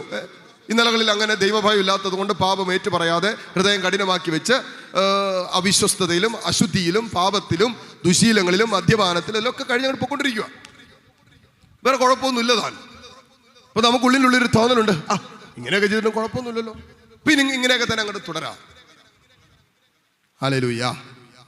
പാപം ചെയ്തിട്ട് എന്ത് സംഭവിച്ചു എന്ന് ചോദിക്കരുത് എന്നാണ് വചനം പറയുന്നത്. കാരണം കർത്തുകോപം സാവധാനമേ വരൂ. അപ്പോ ദൈവഭയമില്ലാതെ ജീവിച്ചാൽ അതിന് ശിക്ഷയുണ്ട്. അതാണ് പ്രഭാഷകന്റെ പുസ്തകം 40-ാം അധ്യായം 15 മുതലുള്ള വചനങ്ങൾ പറയുന്നത് എന്നാണെന്നറിയാവോ? ദൈവഭയമില്ലാത്തവന്റെ, ശ്രദ്ധിച്ചു കേട്ടോ, ദൈവഭയമില്ലാത്തവന്റെ സന്തതി അധികം ശാഖ ചൂടുകയില്ല, വെറും പാറമേൽ പടർന്ന ദുർബലമായ വേരുകളാണവർ. ദൈവഭയമില്ലാത്തവരുടെ മക്കൾക്ക് സംഭവിക്കാൻ പോകുന്ന കാര്യമാണ് ഈ പറഞ്ഞത്. അവരെങ്ങും സെറ്റിലാവില്ല, ജീവിതത്തിൽ സെറ്റിലാകില്ല. ദൈവഭയമില്ലാതെ അപ്പനും അമ്മയും ജീവിച്ചുകൊണ്ടിരിക്കുക. ദൈവത്തോട് ബന്ധമില്ല, ദേവാലയത്തോട് ബന്ധമില്ല, കൂദാശ ജീവിതമില്ല, കുമ്പസാരമില്ല, പ്രാർത്ഥനയില്ല, സന്ധ്യാപ്രാർത്ഥന, ഇതൊന്നുമില്ല. എന്ന് വെല്ലുവിളിക്കുകയും ചെയ്യും. കുഴപ്പമൊന്നുമില്ലല്ലോ എന്ന് പറയും. വചനം പറയാണ് ദൈവഭയമില്ലാത്തവന്റെ, ചിലപ്പോൾ അപ്പം വലിയ പ്രത്യക്ഷത്തിൽ വലിയ പ്രശ്നമൊന്നും കാണുന്നില്ല. വചനം പറയാണ് ദൈവഭയമില്ലാത്തവന്റെ സന്തതി വരുമ്പോൾ അവന്റെ മക്കള് അവർ അധികം ശാഖ ചൂടുകയില്ല. അവര് ദുർബലമായ വേരുകളാണ്. പാറമേൽ പടർന്ന ദുർബലമായ വേരുകളാണ്. അതധികം വളരുകയില്ല, അതധികം മുന്നോട്ട് പോകുകയില്ല. മക്കളുടെ ജീവിതത്തിൽ കാണാൻ പറ്റും ദൈവഭയമില്ലാതെ ജീവിച്ച മാതാപിതാക്കളുടെ ദുരവസ്ഥകൾ. ഹല്ലേലൂയ. ഇന്ന് 2 പിള്ളേരെ, ഞാൻ ഇങ്ങോട്ട് ഇന്ന് രാവിലെ മുതൽ കൗൺസിലിംഗ് ആയിരുന്നു. രാവിലെ ഇരുന്നിട്ട് വൈകിട്ട് 4 മണി കഴിഞ്ഞപ്പോഴാണ് അവിടെ എഴുന്നേറ്റത്. ഒരു ഫാമിലി എന്നെ കാണാൻ വന്നത്, 2 മക്കളെ കൊണ്ട് അപ്പനാണ് വന്ന് നിൽക്കുന്നത്. 2 മക്കളെ കൊണ്ട് അപ്പം വന്ന് നിൽക്കുക. ഇപ്പം മകൻ ഒരുവന് സൈനസൈറ്റിസിന്റെ രോഗം, മകൾക്കാണെങ്കിൽ വേറെ ചില പ്രശ്നങ്ങൾ. 2 പേർക്ക് പ്രശ്നമാണ്. അവിടെ പുറത്ത് തടസ്സവും അങ്ങനെ പോകുന്ന കാര്യങ്ങളൊക്കെ ബന്ധപ്പെട്ടാണ് വന്നത്. ഇങ്ങനെ നിൽക്കുന്ന സമയത്ത് ഈ 3 പേരും കൂടി ഇവിടെ ഉണ്ട്. അപ്പം കൊണ്ടുവന്ന് ഇവർ 2 പേർക്ക് വേണ്ടി പ്രാർത്ഥിക്കാൻ വേണ്ടി, 2 മക്കളുടെ കാര്യം അങ്ങോട്ട് ഒന്നും ആകുന്നില്ല എന്ന് പറഞ്ഞുകൊണ്ട് അപ്പം നിൽക്കുന്നു. അപ്പൻ മാറി നിൽക്കുന്നു. അച്ഛാ ഇവർക്ക് വേണ്ടി ഇത് പ്രാർത്ഥിക്കാൻ പറഞ്ഞു. ഇപ്പം ഞാൻ മകന് വേണ്ടി പ്രാർത്ഥിക്കുന്ന സമയത്ത് ഇവൻ്റെ വർഷങ്ങളായിട്ട് ഈ രോഗമുണ്ട്. അപ്പോൾ അവൻ പറഞ്ഞു, അച്ഛാ എനിക്ക് ഈ രോഗം മാറുകയല്ല, അച്ഛാ എനിക്ക് രോഗം മാറുകയല്ല എന്നവൻ പറയുന്നുണ്ട്. കാരണം ഇത്രയും നാളുകളായി സൈനസൈറ്റിസിൻ്റെ രോഗം, അപ്പോൾ അതിൻ്റെതായ ബുദ്ധിമുട്ടിലൂടെ ഇവൻ കടന്നു പോയിക്കൊണ്ടിരിക്കുക. അപ്പോൾ ഞാൻ പ്രാർത്ഥിച്ചുകൊണ്ടിരുന്ന സമയത്ത് പരിശുദ്ധാത്മാ പറയുന്നത് ഈ രോഗം ഇവൻ്റെ പ്രശ്നമല്ല, ഇത് രോഗമല്ല. അപ്പോൾ ഡോക്ടറെ കാണുമ്പോൾ ഡോക്ടർ പറഞ്ഞു കുഴപ്പമൊന്നുമില്ല എന്ന്. പക്ഷേ ഇവർ പ്രശ്നമുണ്ട്. ഈ പെങ്കൊച്ചിന് ഇതുപോലെ തന്നെ പ്രശ്നം. 2 പേർക്ക് സമാനമായിട്ട് രോഗാതുരമായ അവസ്ഥ യഥാർത്ഥത്തിൽ ശരീരത്തിൽ ഇല്ല എങ്കിൽ പോലും ഇവർ ആ രോഗത്തിൻ്റെ അവസ്ഥകളിലൂടെ കടന്നു പോകുന്നുണ്ട്. കാരണം കംപ്ലീറ്റ് ചെക്കപ്പ് നടത്തുന്നു, ഹോസ്പിറ്റലിൽ പോകുന്നു, പ്രശ്നങ്ങളാണ്. നിരന്തരം ഇങ്ങനെ ഹോസ്പിറ്റലിൽ കയറി ഇറങ്ങി നടന്നുകൊണ്ടിരിക്കുക, നിരന്തര രോഗികളാണ്. ഞാൻ ഇവന് വേണ്ടി പ്രാർത്ഥിക്കുന്ന സമയത്ത് ആത്മാവ് ഒരു പ്രേരണ തരിക, ഒരു ചിന്ത തരികയാണ്, ഒരു ആലോചന തരികയാണ്. ഇതിവൻ്റെ രോഗം ഇത് രോഗമല്ല, ഇതിവന് സൗഖ്യം കിട്ടാൻ സാധ്യതയുള്ളൊരു വിഷയമാണ്. ഈ രോഗത്തിൻ്റെ റൂട്ട്, വേര്, അടിസ്ഥാന കാരണം നീ നിൽക്കുന്ന അപ്പനിലാണ്. അപ്പനോട് ചോദിക്കാൻ പറഞ്ഞു. ഇപ്പം ഞാൻ ഇവർ 2 പേരും പെങ്കൊച്ചും ആങ്കൊച്ചും അവരും 2 പേരും മുട്ടുകുത്തി നിൽക്കുവാണ്. അപ്പൻ ആ സൈഡിൽ മാറി നിൽപ്പുണ്ട്. ഞാനത് തന്നെ അപ്പനോട് തിരിച്ചുകൊണ്ട് ചോദിച്ചു. അപ്പം ആത്മാവ് തന്ന പ്രേരണ അനുസരിച്ച് ഞാൻ ചോദിച്ചു, നന്നായിട്ട് കുടിക്കുകയും വലിക്കുകയും ഒക്കെ ചെയ്യുമല്ലേ? കുറേ നാളുകളായിട്ട് ഈ കുഞ്ഞുങ്ങൾ അതിൻ്റെ വേദനയും സങ്കടവും ഉള്ളിലൊതുക്കി കൊണ്ടു നടക്കാൻ തുടങ്ങിയിട്ട് എത്രയോ വർഷങ്ങളായി. മകനൊരാൾ നിത്യരോഗിയായിട്ട് മാറി, മകളൊരാൾ നിത്യരോഗിയായിട്ട് മാറി. അവരുടെ രണ്ടുപേരുടെ ജീവിതത്തിൽ അവർക്ക് സെറ്റിൽ ചെയ്യാൻ പറ്റുന്നില്ല എന്ന് പരിശുദ്ധാത്മാവ് പറയുന്നു. സത്യമാണോ എന്ന് ചോദിച്ചു. എടുത്തപടി പെങ്കൊച്ചങ്ങോട്ട് എഴുന്നേറ്റ് നിന്നിട്ട്, അച്ഛാ എത്ര വർഷമായെന്നറിയാവോ ഞങ്ങൾ പറയാൻ തുടങ്ങിയിട്ട്. അപ്പൻ്റെ ഈ മദ്യപാനവും ഈ പുകവലിയും കാരണം എൻ്റെ അച്ഛാ അതുപോലെ പ്രശ്നം. അത് പോട്ടെ, ഇപ്പൊ അപ്പന് ഹാർട്ടിന്റെ പ്രശ്നം കൂടിയുണ്ട്. ഡോക്ടർ പറഞ്ഞ് തുടരുതെന്ന് പറഞ്ഞിട്ടും അപ്പൻ ഇത് നിർത്തുന്നില്ല. വർഷങ്ങളായിട്ട് ഈ കുഞ്ഞുങ്ങൾ ചെറുപ്പം മുതലേ അപ്പനിൽ നിന്നും അനുഭവിക്കേണ്ടി വന്ന ആ ഒരു ദുരവസ്ഥയുണ്ട്, ഒരു വേദനയുണ്ട്. മദ്യപിച്ച് വീട്ടിൽ വരുന്ന ഒരു അപ്പൻ്റെ സ്വാർത്ഥതയും അപ്പൻ്റെ ഇഷ്ടവും അപ്പൻ്റെ ആഗ്രഹവും അപ്പൻ്റെ അഭിലാഷങ്ങൾക്കനുസരിച്ചാണ് കുടിക്കുന്നത്. ശരിയാണ്. പക്ഷേ അപ്പൻ ഈ അവസ്ഥയിൽ വീട്ടിൽ വരുമ്പോൾ ആ ഭവനത്തിലായിരിക്കുന്ന കുഞ്ഞുങ്ങൾ അനുഭവിക്കുന്ന, ജീവിത പങ്കാളി അനുഭവിക്കുന്ന ഒരു ദുരവസ്ഥയുണ്ട്, ഒരു വേദനയുണ്ട്, ഭാരമുണ്ട്. ഇതൊന്നും പുള്ളിക്ക് വിഷയമല്ല, ഇപ്പോഴും വിഷയമല്ല എന്നുള്ളതാണ്. ഇപ്പൊ മകൻ വിദേശത്തേക്കുള്ള വിസ അപ്ലൈ ചെയ്തേക്കോ, ഞാൻ പറഞ്ഞു പരിശുദ്ധാത്മാവ് കൃത്യമായിട്ട്. അപ്പൊ ഇതൊക്കെ പ്രാർത്ഥിക്കാൻ വേണ്ടി ഞാൻ പറഞ്ഞു, ആത്മാവ് കൃത്യമായിട്ട് പറയുന്നുണ്ട്, ഇപ്പോൾ ഈ നിമിഷം അപ്പൻ തീരുമാനം എടുത്താൽ അവൻ 9ാം പക്കം വിസ കിട്ടും. ഇല്ലെങ്കിൽ അവൻ വീട്ടിലും നാട്ടിലൊക്കെ ആയിട്ട് ഇവിടെ തന്നെ കൂടും. ഒരിക്കലും അവൻ പുറത്തു പോകുകയല്ല. ഇവിടെ രോഗം മാറുകയില്ല. ഞാൻ പറഞ്ഞു, നിങ്ങൾ എവിടെ കൊണ്ടുപോയാലും കുഞ്ഞുങ്ങളുടെ രോഗം മാറി. ഇത്രയും വർഷങ്ങൾ കൊണ്ടുപോയിട്ട് ഈ പ്രശ്നമൊന്നും മാറുകയില്ല. പക്ഷേ ഇന്ന് അപ്പൻ ഈ നിമിഷം ഒരു തീരുമാനമെടുത്താൽ, ഇന്ന് ഞാൻ പറഞ്ഞു എൻ്റെ മുമ്പിൽ അപ്പൻ വിളി പറഞ്ഞു, അച്ഛാ ഞാൻ നിർത്തുവല്ല. ഞാൻ നിർത്തുവന്നല്ല, നിർത്തി എന്ന് പറയാൻ പറഞ്ഞു. നിർത്തി എന്ന് പറഞ്ഞാൽ ഇവന്റെ വിസ കർത്താവ് ഇപ്പം അടിക്കുന്നു. ഞാൻ പറഞ്ഞാൽ അധികം സമയമില്ല, 9 ദിവസത്തിനുള്ളിൽ അവന്റെ വിസ വരും. എനിക്കുറപ്പുണ്ട്. ഞാൻ വേണമെങ്കിൽ ഈ ധ്യാനം തീരുന്നതിന് മുമ്പ് ഇവിടെ വന്നിട്ട് സാക്ഷ്യം പറയാതെ. അവൻ്റെ വിസയ്ക്ക് അപ്ലൈ ചെയ്തിട്ടേ ഉള്ളൂ. കിട്ടുമില്ലെന്ന് വലിയ പ്രതീക്ഷയൊന്നുമില്ല. ഞാൻ പറഞ്ഞ അപ്പൻ ഇപ്പോൾ ഒരു തീരുമാനമെടുത്താൽ, ഈ മക്കൾ അപ്പൻ മൂലം ഉണ്ടായ വിഷമങ്ങളൊക്കെ പറഞ്ഞുകൊണ്ടിരിക്കുക. ഈ കുഞ്ഞുങ്ങൾ രണ്ടുപേരും നിത്യരോഗികളാണ്. അതിന്റെ കാരണം അപ്പൻ കുറേ വർഷങ്ങളായിട്ട് ആ മദ്യപിച്ച് വീട്ടിൽ വരുമുണ്ടാകുന്ന ആ വേദനയും ഇതൊക്കെ കുഞ്ഞുങ്ങൾ ഉള്ളിൽ ഒതുക്കി വിഷമിച്ചും വേദനിച്ചും വ്യസനിച്ചും പഠന മേഖലകളിലും സകല മേഖലകളിലും വൈകാരികതകളിൽ പോലും ഈ കുഞ്ഞുങ്ങൾ ടോട്ടലി ബ്രോക്കണാണ്, ടോട്ടലി തകർന്നു കിടക്കുന്ന കുഞ്ഞുങ്ങൾ. പുള്ളി ഇതൊന്നും ഒരു കുഴപ്പമില്ല. ഇപ്പൊ ഹാർട്ടിന്റെ അസ്വസ്ഥത ഉണ്ട്. ഇതിന്റെ പേരിലും മക്കൾക്ക് സങ്കടമാണ്. കാരണം എന്താ, ഒന്നും ആയിട്ടില്ല. അപ്പനെന്തെങ്കിലും സംഭവിച്ചാലോ?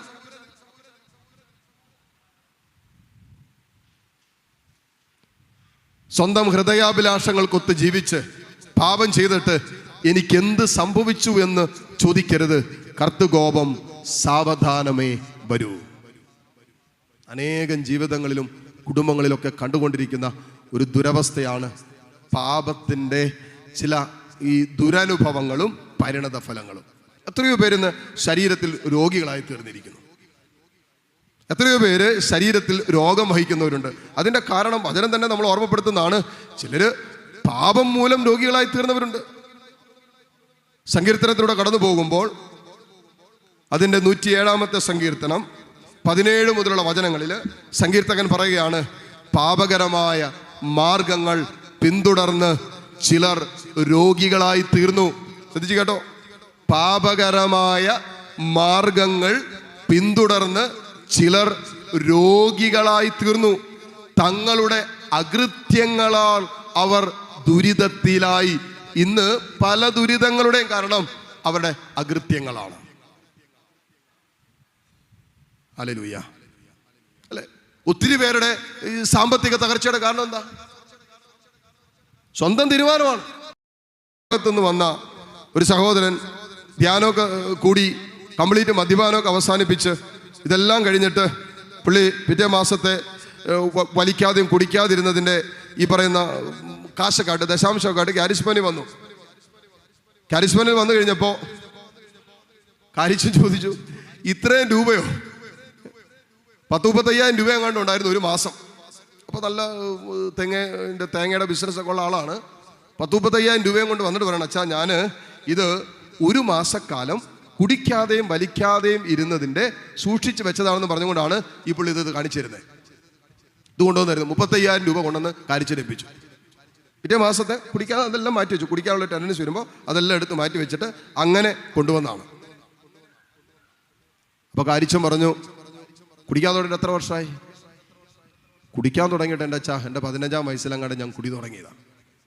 10-15 വയസ്സിലെങ്ങാണ്ടും കുടി തുടങ്ങിയതാണ്. അപ്പോൾ ഉള്ളി വരുമ്പോൾ 50-55 വയസ്സ് പ്രായമുണ്ട്. കാരിസ്മൽ വരുമ്പോൾ 10-55 വയസ്സ് പ്രായമുണ്ട്. ഈ 55 വയസ്സ് പ്രായത്തിനുള്ളിൽ പുള്ളി കുടിച്ചു തീർത്തത്, ഇതെല്ലാം കഴിഞ്ഞിട്ട് ഈ പുള്ളി തന്നെ പറഞ്ഞാൽ, എൻ്റെ അച്ഛാ, ഞാൻ കുടിച്ചു തീർത്തതുണ്ടായിരുന്നെങ്കിൽ ഒരു പെങ്കൊച്ചിനെ കെട്ടിച്ചു വിടാനുള്ള കാശുണ്ടായിരുന്നു.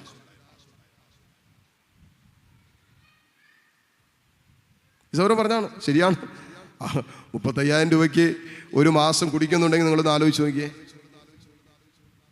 35,000 രൂപയ്ക്ക് പുള്ളിക്ക് നല്ല വരുമാനമുണ്ട്. കാരണം തേങ്ങാ കൃഷിയും തെങ്ങ് ഇങ്ങനെ കൊപ്ര പരിപാടികൾ അങ്ങനെ ഏതാണ്ടൊക്കെ ആയിരുന്നു. അതുകൊണ്ട് നല്ല വരുമാനമുണ്ട്. ആ വരുമാനത്തിൽ പകുതിയിലധികവും പുള്ളി കുടിച്ചാണ് കളഞ്ഞുകൊണ്ടിരുന്നത്. സുബോധം ഉണ്ടായപ്പോൾ പുള്ളി പറഞ്ഞാണ്, എൻ്റെ അച്ഛാ, ഒന്ന് മാറ്റി വെച്ചിരുന്നെങ്കിൽ, ഈ പറഞ്ഞ 35,000 രൂപ വെച്ച് മാസം മാറ്റി വെച്ചിരുന്നെങ്കിൽ ഒരു പെങ്കൊച്ചിനെ നല്ല ലാവിഷായിട്ട് കെട്ടിച്ചു വിടായിരുന്നു. പക്ഷെ അപ്പോഴത്തെ അവസ്ഥ അങ്ങനെയല്ലായിരുന്നു. ഈ അപ്പൻ വീട്ടിൽ വരുന്നത് തന്നെ മക്കൾക്ക് വിഷമോ, വൈകിട്ട് വരുമ്പോൾ മക്കൾക്ക് വിഷമോ, അപ്പനെ കാണുന്നത് തന്നെ വിഷമോ. പക്ഷെ ഇതെല്ലാം കഴിഞ്ഞ് ധ്യാനവും കൂടി ഇവിടെ വീട്ടിൽ ചെന്ന് കാര്യങ്ങളൊക്കെ ഓക്കെ ആയി. വളരെ സന്തോഷത്തോടെ കുടുംബം ഒരുമിച്ച് വന്ന് പറഞ്ഞാൽ, അച്ഛാ, ഇപ്പോൾ ഞങ്ങളുടെ കുടുംബത്തിൽ വലിയ സമാധാന സന്തോഷമൊക്കെ ഉണ്ട്. പുള്ളി നേരത്തെ ജോലിയൊക്കെ കഴിഞ്ഞ് വീട്ടിൽ വരുന്ന വഴിക്ക് പിള്ളേർക്കൊക്കെ എന്തെങ്കിലും തിന്നാനൊക്കെ മേടിച്ചുകൊണ്ട് വരും. ഒക്കെ പിള്ളേരെ കൊണ്ട് ഇപ്പോൾ അപ്പനെ കാത്തിരിക്കും. നേരത്തെ അപ്പം വരല്ലേ എന്ന് പ്രാർത്ഥിച്ചുകൊണ്ടിരുന്ന മക്കള്, അപ്പനെ കാണാൻ ആഗ്രഹമില്ലായിരുന്ന മക്കള് ഇപ്പൊ അപ്പന്റെ വരവിന് വേണ്ടി കാത്തിരിക്കുമെന്ന് പറഞ്ഞു. അത്രയും സമാധാന സന്തോഷമുണ്ടെന്ന് പറഞ്ഞു. ഹല്ലേലൂയ. ശ്രമത്തിൽ പറഞ്ഞേ ഹല്ലേലൂയ, ഹല്ലേലൂയ. അതുകൊണ്ട് ദൈവഭയമില്ലാത്തവന്റെ മക്കൾ, അവർ വചനം പറയുന്നതനുസരിച്ച് അവർ അധികം ശാഖ ചൂടുകയില്ല. ഒത്തിരി മക്കൾ മുന്നോട്ട് പോകില്ല. ജോലിയിൽ പ്രശ്നം ഉണ്ടാവും, തടസ്സം ഉണ്ടാവും, വിദേശത്ത് പോകാൻ തടസ്സം, പഠന മേഖലയിൽ തടസ്സം, വിവാഹത്തിന്റെ മേഖലയിൽ ഉണ്ടാകുന്ന തടസ്സങ്ങൾ, കുഞ്ഞുങ്ങളുണ്ടാകുന്ന തടസ്സങ്ങൾ. കാരണം ദൈവഭയമില്ല. അപ്പനമ്മയ്ക്ക് ദൈവഭയമില്ല. കുറെ നാളുകൾ കഴിയുമ്പോൾ അത് കൃത്യമായിട്ട് മനസ്സിലാക്കാൻ പറ്റും. എത്ര വർഷം കഴിഞ്ഞിട്ടല്ലേ മകന് ജോലി കിട്ടാത്തത്? എത്ര വർഷം കഴിഞ്ഞിട്ടായിരിക്കും? 10, 15, 18, 20 വർഷം കഴിഞ്ഞിട്ടാണല്ലോ. അതുകൊണ്ടാണ് പാപം ചെയ്തിട്ട് എനിക്ക് ഇപ്പോൾ ഒന്നും സംഭവിച്ചില്ലല്ലോ എന്ന് പറയരുത്. കാരണം പാപത്തിന് ശിക്ഷയുണ്ട്. പ്രഭാഷകന്റെ പുസ്തകം 23-ാം അധ്യായം 2-ാമത്തെ വചനം നമ്മൾ ഓർമ്മപ്പെടുത്തുന്നതാണ്. പാപത്തിന് ശിക്ഷയുണ്ട്. ഒരു പാപവും ശിക്ഷിക്കപ്പെടാതെ പോകില്ല. ഒരു പാപവും ശിക്ഷിക്കപ്പെടാതെ പോകില്ല. അതെൻ്റെ അപ്പൻ ചെയ്തത്, എൻ്റെ അമ്മ ചെയ്തത്, എൻ്റെ കുടുംബാംഗങ്ങൾ ചെയ്തത്, ഇതൊന്നും ഒരു പാപവും ശിക്ഷിക്കപ്പെടാതെ പോകില്ല. ഹല്ലേലൂയ. പാപത്തിന് ശിക്ഷയുണ്ട്. അതില് പാപത്തിന്റെ ഒരു ശിക്ഷയാണ്, പാപത്തിന്റെ ഒരു സ്വഭാവമാണ്. സംഖ്യയുടെ പുസ്തകം 32:23 നാം വായിക്കുന്നത്, പാപം നമ്മെ വേട്ടയാടും. പാപം നമ്മെ വേട്ടയാടും. പാപം നമ്മളിൽ ഭയം ജനിപ്പിക്കും. മറ്റൊരു പരിണത ഫലമാണ് പാപം നമ്മളിൽ ഭയം ജനിപ്പിക്കും. എത്രയോ പേര് ചില പാപങ്ങളിലേക്ക് പോയിട്ട് ആ പാപം കുറ്റബോധമായിട്ട് മനസ്സിൽ മാറി ആ പാപത്തിന്റെ സ്വാധീനങ്ങൾ വല്ലാത്ത ഭയം ജനിപ്പിച്ചിട്ട് ഉറക്കമില്ലാതെ നിരാശകളിലേക്കൊക്കെ പോയി എത്രയോ പേരെ നമ്മൾ കണ്ടിട്ടുണ്ട്. എത്രയോ പേരെ മരണക്കിടക്കയിലൊക്കെ പ്രാർത്ഥിക്കാൻ ചെല്ലുമ്പോൾ വല്ലാത്ത വിഭ്രാന്തിയാണ്, വല്ലാത്ത അസ്വസ്ഥതയാണ്. അപ്പൊ അവർ തന്നെ ഇങ്ങോട്ട് പറഞ്ഞു, അച്ഛാ, ഞങ്ങൾക്കൊന്ന് കുമ്പസാരിക്കണം. ഇന്ന് വരെ ജീവിതത്തിൽ കുമ്പസാരിച്ചിട്ടില്ലാത്തവരാ. ഞാനൊക്കെയാണ് മെഡിക്കൽ കോളേജിൽ ഒരു ആക്സിഡന്റ് വന്നിട്ട് ഇവിടെ നിന്ന് താഴേക്ക് അങ്ങോട്ട് തളർന്നൊരവസ്ഥയിലേക്ക് ആയിരിക്കുന്ന ഒരു വ്യക്തി. പുള്ളി ഈ ഭാര്യ പറഞ്ഞു, എൻ്റെ അച്ഛാ, കല്യാണം കഴിഞ്ഞിട്ട് ഇന്ന് വരെ പുള്ളി കുമ്പസാരിച്ചിട്ടില്ല. എൻ്റെ ഓർമ്മയിലില്ല. ഇങ്ങനെ ഒരു അവസ്ഥ കിടക്കുന്ന സമയത്ത് വല്ലാത്തൊരു അവസ്ഥയായി. ഡോക്ടർ പോലും ആ ഒരു സാഹചര്യത്തിൽ ഒത്തിരി പോസിറ്റീവായിട്ടൊന്നും പറയുന്നില്ല. ശാരീരികമായി വല്ലാത്ത വേദന. ഇവിടെ നിന്ന് താഴേക്കെല്ലാം അങ്ങോട്ട് ഒരു കാലിൻ്റെ മുട്ടിന് താഴേക്ക് മുറിച്ചു മാറ്റേണ്ട അവസ്ഥ, ബാക്കിയെല്ലാം ഇങ്ങനെ ഒടിഞ്ഞും ചതന്നൊക്കെ കിടക്കുന്ന അവസ്ഥയാണ്. അങ്ങനെ അവസ്ഥയിൽ കിടക്കുന്ന സമയത്ത് ഏതാനും ദിവസങ്ങൾ കടന്നു കഴിഞ്ഞപ്പോൾ കഴിഞ്ഞ കാലം മുതൽ ഇന്നോളം കടന്നുപോയ വഴികൾ ഓരോന്നും മനസ്സിലിങ്ങനെ റിഫ്ലക്ട് ചെയ്യാൻ തുടങ്ങി, ഇങ്ങനെ ഓർത്തെടുക്കാൻ തുടങ്ങി. അതോ തീർച്ചയായിട്ടും ഓർമ്മപ്പെടുത്തി തരും, ഓർക്കാൻ തുടങ്ങും. നമ്മൾ മരണത്തോടടുക്കുമ്പോൾ ഇന്നലകളുടെ നമ്മുടെ ജീവിതം നമ്മുടെ കൺമുമ്പിൽ തെളിഞ്ഞു കാണാൻ തുടങ്ങും കൃത്യമായിട്ട്. ആണെന്താ, ഇനി ഈ ജീവിതം അവസാനിക്കുകയാണ്, ഇനി എന്ത് എന്ന് ഒരാത്മാവ് നിരന്തരം ഉള്ളിൽ ചോദിക്കാൻ തുടങ്ങും. ഇനി എന്താ അടുത്തത്? What is next? മരിക്കാൻ പോവാ, മരിച്ചു കഴിഞ്ഞാൽ എന്താ? ഹല്ലേലൂയ. ഇനിയിപ്പോ എന്താ? 10ാം ക്ലാസ് കഴിഞ്ഞു, ഇനിയിപ്പോ എന്താ? നമ്മൾ ചോദിക്കുക എന്ന് പറയുന്നത് മരിക്കാൻ പോവാ, മരിച്ചു കഴിഞ്ഞാൽ ഇപ്പൊ എന്നാ? ഇനി എന്താ ഇത് സംഭവിക്കാൻ പോകുന്നത്? ആ ഒരു ചോദ്യം പുള്ളി അവിടെ കടന്നിട്ട് അങ്ങോട്ട് ചോദിക്കാൻ തുടങ്ങിയിട്ട് ഇന്നലകളിൽ കടന്നുപോയ ഓരോ പാപവും തലവെക്കാൻ തുടങ്ങിയിട്ട് ആ പാപം അവനെ കുറ്റപ്പെടുത്താൻ തുടങ്ങി, ഭയപ്പെടുത്താൻ തുടങ്ങി. പാപത്തിൻ്റെ ഒരു സ്വഭാവമാണ് പാപം വല്ലാതെ ഭീതി ജനിപ്പിക്കും. അല്ലാത്തൊരു ഭീതി, അല്ലാത്തൊരു ഭയം നമ്മളിൽ ജനിപ്പിക്കും. ഇന്നിപ്പോൾ കുഴപ്പമൊന്നും ഉണ്ടാവണമെന്നില്ല, പക്ഷേ പാപത്തിൻ്റെ വേട്ടയാടുന്ന സ്വഭാവം ഉള്ളതുകൊണ്ട് ഇപ്പോഴല്ലെങ്കിൽ മരണസമയത്തെങ്കിലും പാപം നമുക്ക് ഭയാനകമായിട്ട് തോന്നാൻ തുടങ്ങും.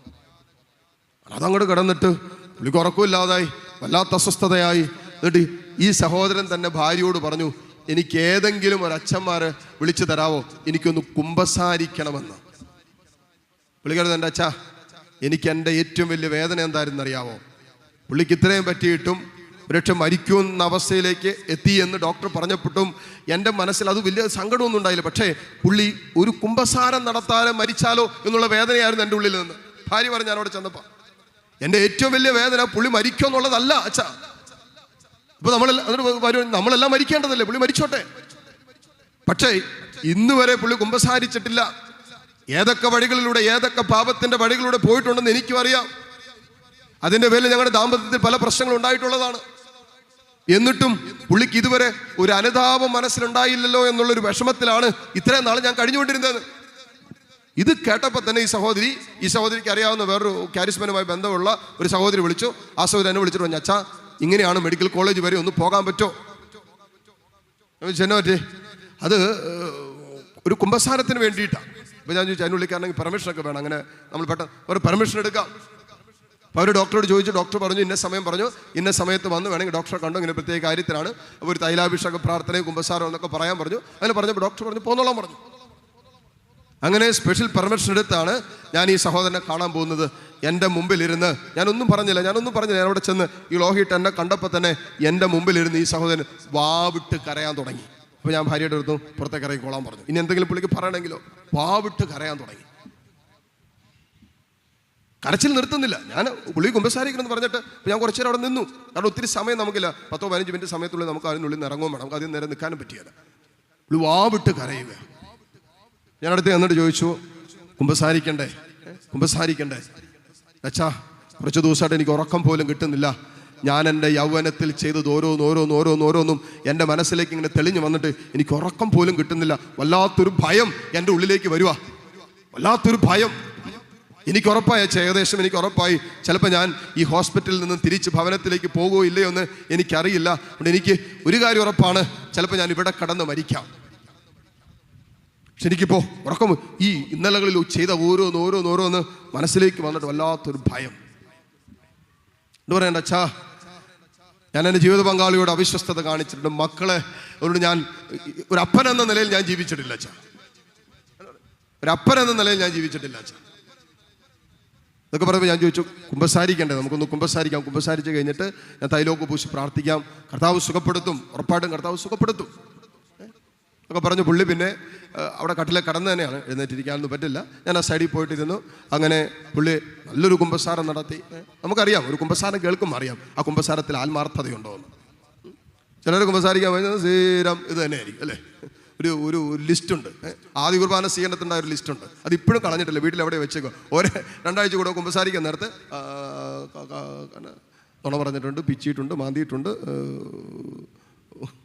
വലിയൊരു ലിസ്റ്റുണ്ട്. അതിവിടെ വന്നിട്ട് കേൾക്കുമ്പോൾ അറിയാം എത്ര കണ്ട് അനുതാപം അതിനകത്തുണ്ടെന്ന്. കേൾക്കുമ്പോൾ അറിയാം എത്ര കണ്ട് ആത്മാവിൽ അനുതാപമുണ്ടെന്ന് ഒരു കുമ്പസാരം കേൾക്കുമ്പോൾ അറിയാം. ഹല്ലേലൂയ. അനുതാപമില്ലാത്ത കുമ്പസാരത്തിന്റെ മേൽ ദൈവത്തിന്റെ കരുണയൊഴുകുന്നില്ല. നമ്മൾ എന്തിനായി കുമ്പസാരിക്കുന്നത്? ഈ പാപത്തിന്റെ ശിക്ഷ എന്നിലും എൻ്റെ കുടുംബത്തിലും എൻ്റെ തലമുറകളിലും വരാതിരിക്കാൻ, ആ പാപത്തിന്റെ ശിക്ഷ ഏറ്റെടുത്തവനായ കർത്താവിന്റെ കരുണയിലേക്ക്, ആ പാപത്തിന്റെ ശിക്ഷയാണ് ഞാൻ പാപം ഏറ്റു പറയുമ്പോൾ തിരിച്ചു കൊടുക്കുക. കർത്താവ് പറയുന്നത് ഞാൻ നിന്നെ പൊതിഞ്ഞു പിടിക്കാന്ന്. പിന്നെ കർത്താവ് പറയുന്നത്, ഒരു കുമ്പസാരം കഴിഞ്ഞ് പുറത്തേക്ക് ഇറങ്ങുമ്പോൾ കർത്താവ് നമ്മളോട് പറയുന്നത് എന്നാണെന്നറിയാവോ? മോളെ, ഞാൻ നിന്നെ പൊതിഞ്ഞു പിടിച്ചോളാം. നിന്റെ മേൽ വരേണ്ട ശിക്ഷ ഇതാ എൻ്റെ മുതുകത്ത് വീണിട്ടുണ്ട്, നീ പേടിക്കണ്ട, നീ ധൈര്യമായിട്ട് പൊക്കോളാനാ പറയുന്നത്. ഹല്ലേലൂയ. സ്വരമെടുത്ത് പറഞ്ഞേ ഹല്ലേലൂയ, ഹല്ലേലൂയ. എന്നിട്ട് ഞാൻ ഈ സഹോദരന് വേണ്ടി പ്രാർത്ഥിച്ചു, തിരിച്ചു പോന്നു. എനിക്കൊന്നൊരു 6-7 ദിവസം കഴിഞ്ഞപ്പോൾ പുള്ളിയുടെ മുറിവൊക്കെ വെട്ടിമാറ്റിയതിൻ്റെ ഇതൊക്കെ മുറിവൊക്കെ ഉണങ്ങാൻ തുടങ്ങി. എന്നിട്ട് ഡോക്ടർ പറഞ്ഞു വീട്ടിലേക്ക് കൊണ്ടുപോകണം പറഞ്ഞു. പക്ഷേ പുള്ളിക്ക് ഈ സ്ട്രക്ചർ വേണം, സ്ട്രക്ചർ ഇല്ലാതെ പറ്റില്ല. പക്ഷേ പുള്ളി കുറച്ച് മാസങ്ങൾക്ക് മുമ്പ് വരെ ഞാൻ അന്വേഷിച്ചപ്പോൾ ജീവനോടെ ഉണ്ടെന്നാണ് കേട്ടത്. മരിച്ചോ ഇല്ലെന്ന് എനിക്കറിയില്ല. പക്ഷേ പുള്ളി ജീവനോടുണ്ട്. പക്ഷേ സ്ട്രക്ചർ വേണം. പുള്ളിക്ക് ഇങ്ങനെ കാലുകുത്താൻ പറ്റില്ല. അതെല്ലാം പോയതുകൊണ്ട് കാലുകുത്തി നടക്കാൻ പറ്റില്ല. വീൽ ചെയറിലാണ് ഇരിക്കുന്നതും ബാക്കി വാക്കിംഗ് ഒക്കെ. പാപത്തിന് ശിക്ഷയുണ്ട്. ആ പാപത്തിൻ്റെ ഒരു സ്വഭാവമാണ് അത് നമ്മൾ വേട്ടയാടും. ഇന്നല്ലെങ്കിൽ നാളെ പാപം വേട്ടയാടും. അത് പല രീതിയിലാണ് പാപം വേട്ടയാടുന്നത്. അതുകൊണ്ടാണ് സങ്കീർത്തനത്തിൽ ഞാൻ വായിച്ചുകൊണ്ടിരുന്നത് 107:17 മുതൽ വചനങ്ങൾ, പാപത്തിൻ്റെ മാർഗങ്ങൾ പിന്തുടർന്ന് ചിലർ രോഗികളായി തീർന്നു. പാപത്തിൻ്റെ വേട്ടയാടുന്ന ഒരു സ്വഭാവമാണ്. പാപം നമ്മളിൽ രോഗം ജനിപ്പിക്കും. അതുകൊണ്ടാണ് 38 വർഷക്കാലം ബത്ശേദ കുളക്കടവിൽ തളർന്നു കടന്ന ഒരുവനെ പിന്നീട് സുഖപ്പെടുത്തിയതിന് ശേഷം കർത്താവ് കണ്ടപ്പോൾ കർത്താവ് പറഞ്ഞു, കൂടുതൽ മോശമായത് സംഭവിക്കാതിരിക്കാൻ ഇനിമേൽ പാപം ചെയ്യരുത്. അത് പറഞ്ഞു, കൂടുതൽ മോശമായത് സംഭവിക്കാതിരിക്കാൻ ഇനിമേൽ പാപം ചെയ്യരുതെന്നാ പറഞ്ഞത്. ഇവിടെ പറയാണ്, പാപകരമായ മാർഗങ്ങൾ പിന്തുടർന്ന് ചിലർ രോഗികളായി തീർന്നു. തങ്ങളുടെ അകൃത്യങ്ങളാൽ തന്നെ ചിലർ ദുരിതത്തിലായി. കണ്ടോ, ചിലരുടെ ദുരിതത്തിൻ്റെയും ചിലരുടെ രോഗത്തിൻ്റെയും കാരണം പാപമാണ്. അപ്പൊ പാപത്തിന്റെ വേട്ടയാടുന്ന സ്വഭാവത്തിൽ വരുന്നതാണ്. ചില ജീവിതങ്ങളിൽ ദുരിതം മാറുകയല്ല, ദുരിതം വിട്ടൊഴിയല. ചില കുടുംബങ്ങളിൽ രോഗപീഠകൾ, നിരന്തരം രോഗങ്ങൾ. ഒരാളുടെ രോഗം കഴിയുമ്പോൾ മറ്റൊരാൾക്ക് രോഗം, അവരുടെ രോഗം കഴിയുമ്പോൾ അടുത്തൊരാൾക്ക് രോഗം. ഇങ്ങനെ ആ കുടുംബത്തിൽ ഇങ്ങനെ നിരന്തരമായ ചില രോഗപീഠകൾ ഇങ്ങനെ കടന്നുകൊണ്ടിരിക്കുക. ചില കുടുംബങ്ങൾ എപ്പോഴും ദുരിതത്തിലാണ്. എന്തു ചെയ്താലും ഫലമണിയാത്ത അവസ്ഥകൾ. എവിടെ ചെന്ന് തൊട്ടാലും എന്നാ ചെയ്താലും മുന്നോട്ട് പോകാൻ പറ്റാത്ത രീതിയിൽ ചില കുടുംബങ്ങൾ ദുരിതത്തിൽ വീണിട്ടുണ്ട്. എന്തു പറയാണ്, അവർ എല്ലാ ഭക്ഷണത്തെയും വെറുത്തു, അവർ മൃത്തികവാടങ്ങളെ സമീപിച്ചു. അപ്പോൾ അവർ തങ്ങളുടെ കഷ്ടതയിൽ കർത്താവിനോട് നിലവിളിച്ച് അപേക്ഷിച്ചു. അവിടുന്ന് അവരെ ഈ ഞെരുക്കങ്ങളിൽ നിന്നും രക്ഷിച്ചു.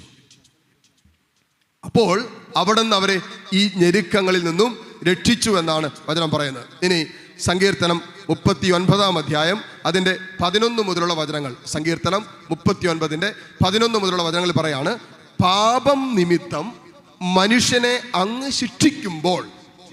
അത് കേൾക്കണേ, പാപം നിമിത്തം. പാപം എന്ന് പറഞ്ഞ ഒറ്റ വാക്കി പറഞ്ഞാൽ ദൈവത്തോട് ഒട്ടി നിൽക്കാത്ത ഒരുവന്റെ അവസ്ഥ. അതാണ് പാപം. ദൈവസ്നേഹത്തിൽ ഒരുവൻ ഒട്ടിച്ചേർന്ന് നിൽക്കാത്ത അവസ്ഥ. അപ്പോൾ അവൻ ദൈവത്തിൽ നിന്ന് അകലെയാണ്. ദൈവത്തിൽ നിന്ന് അകലെ ആയിരിക്കുന്ന ഒരുവനെ ശത്രുവിന് അറ്റാക്ക് ചെയ്യാനും കീഴടക്കാനും എളുപ്പമാണ്.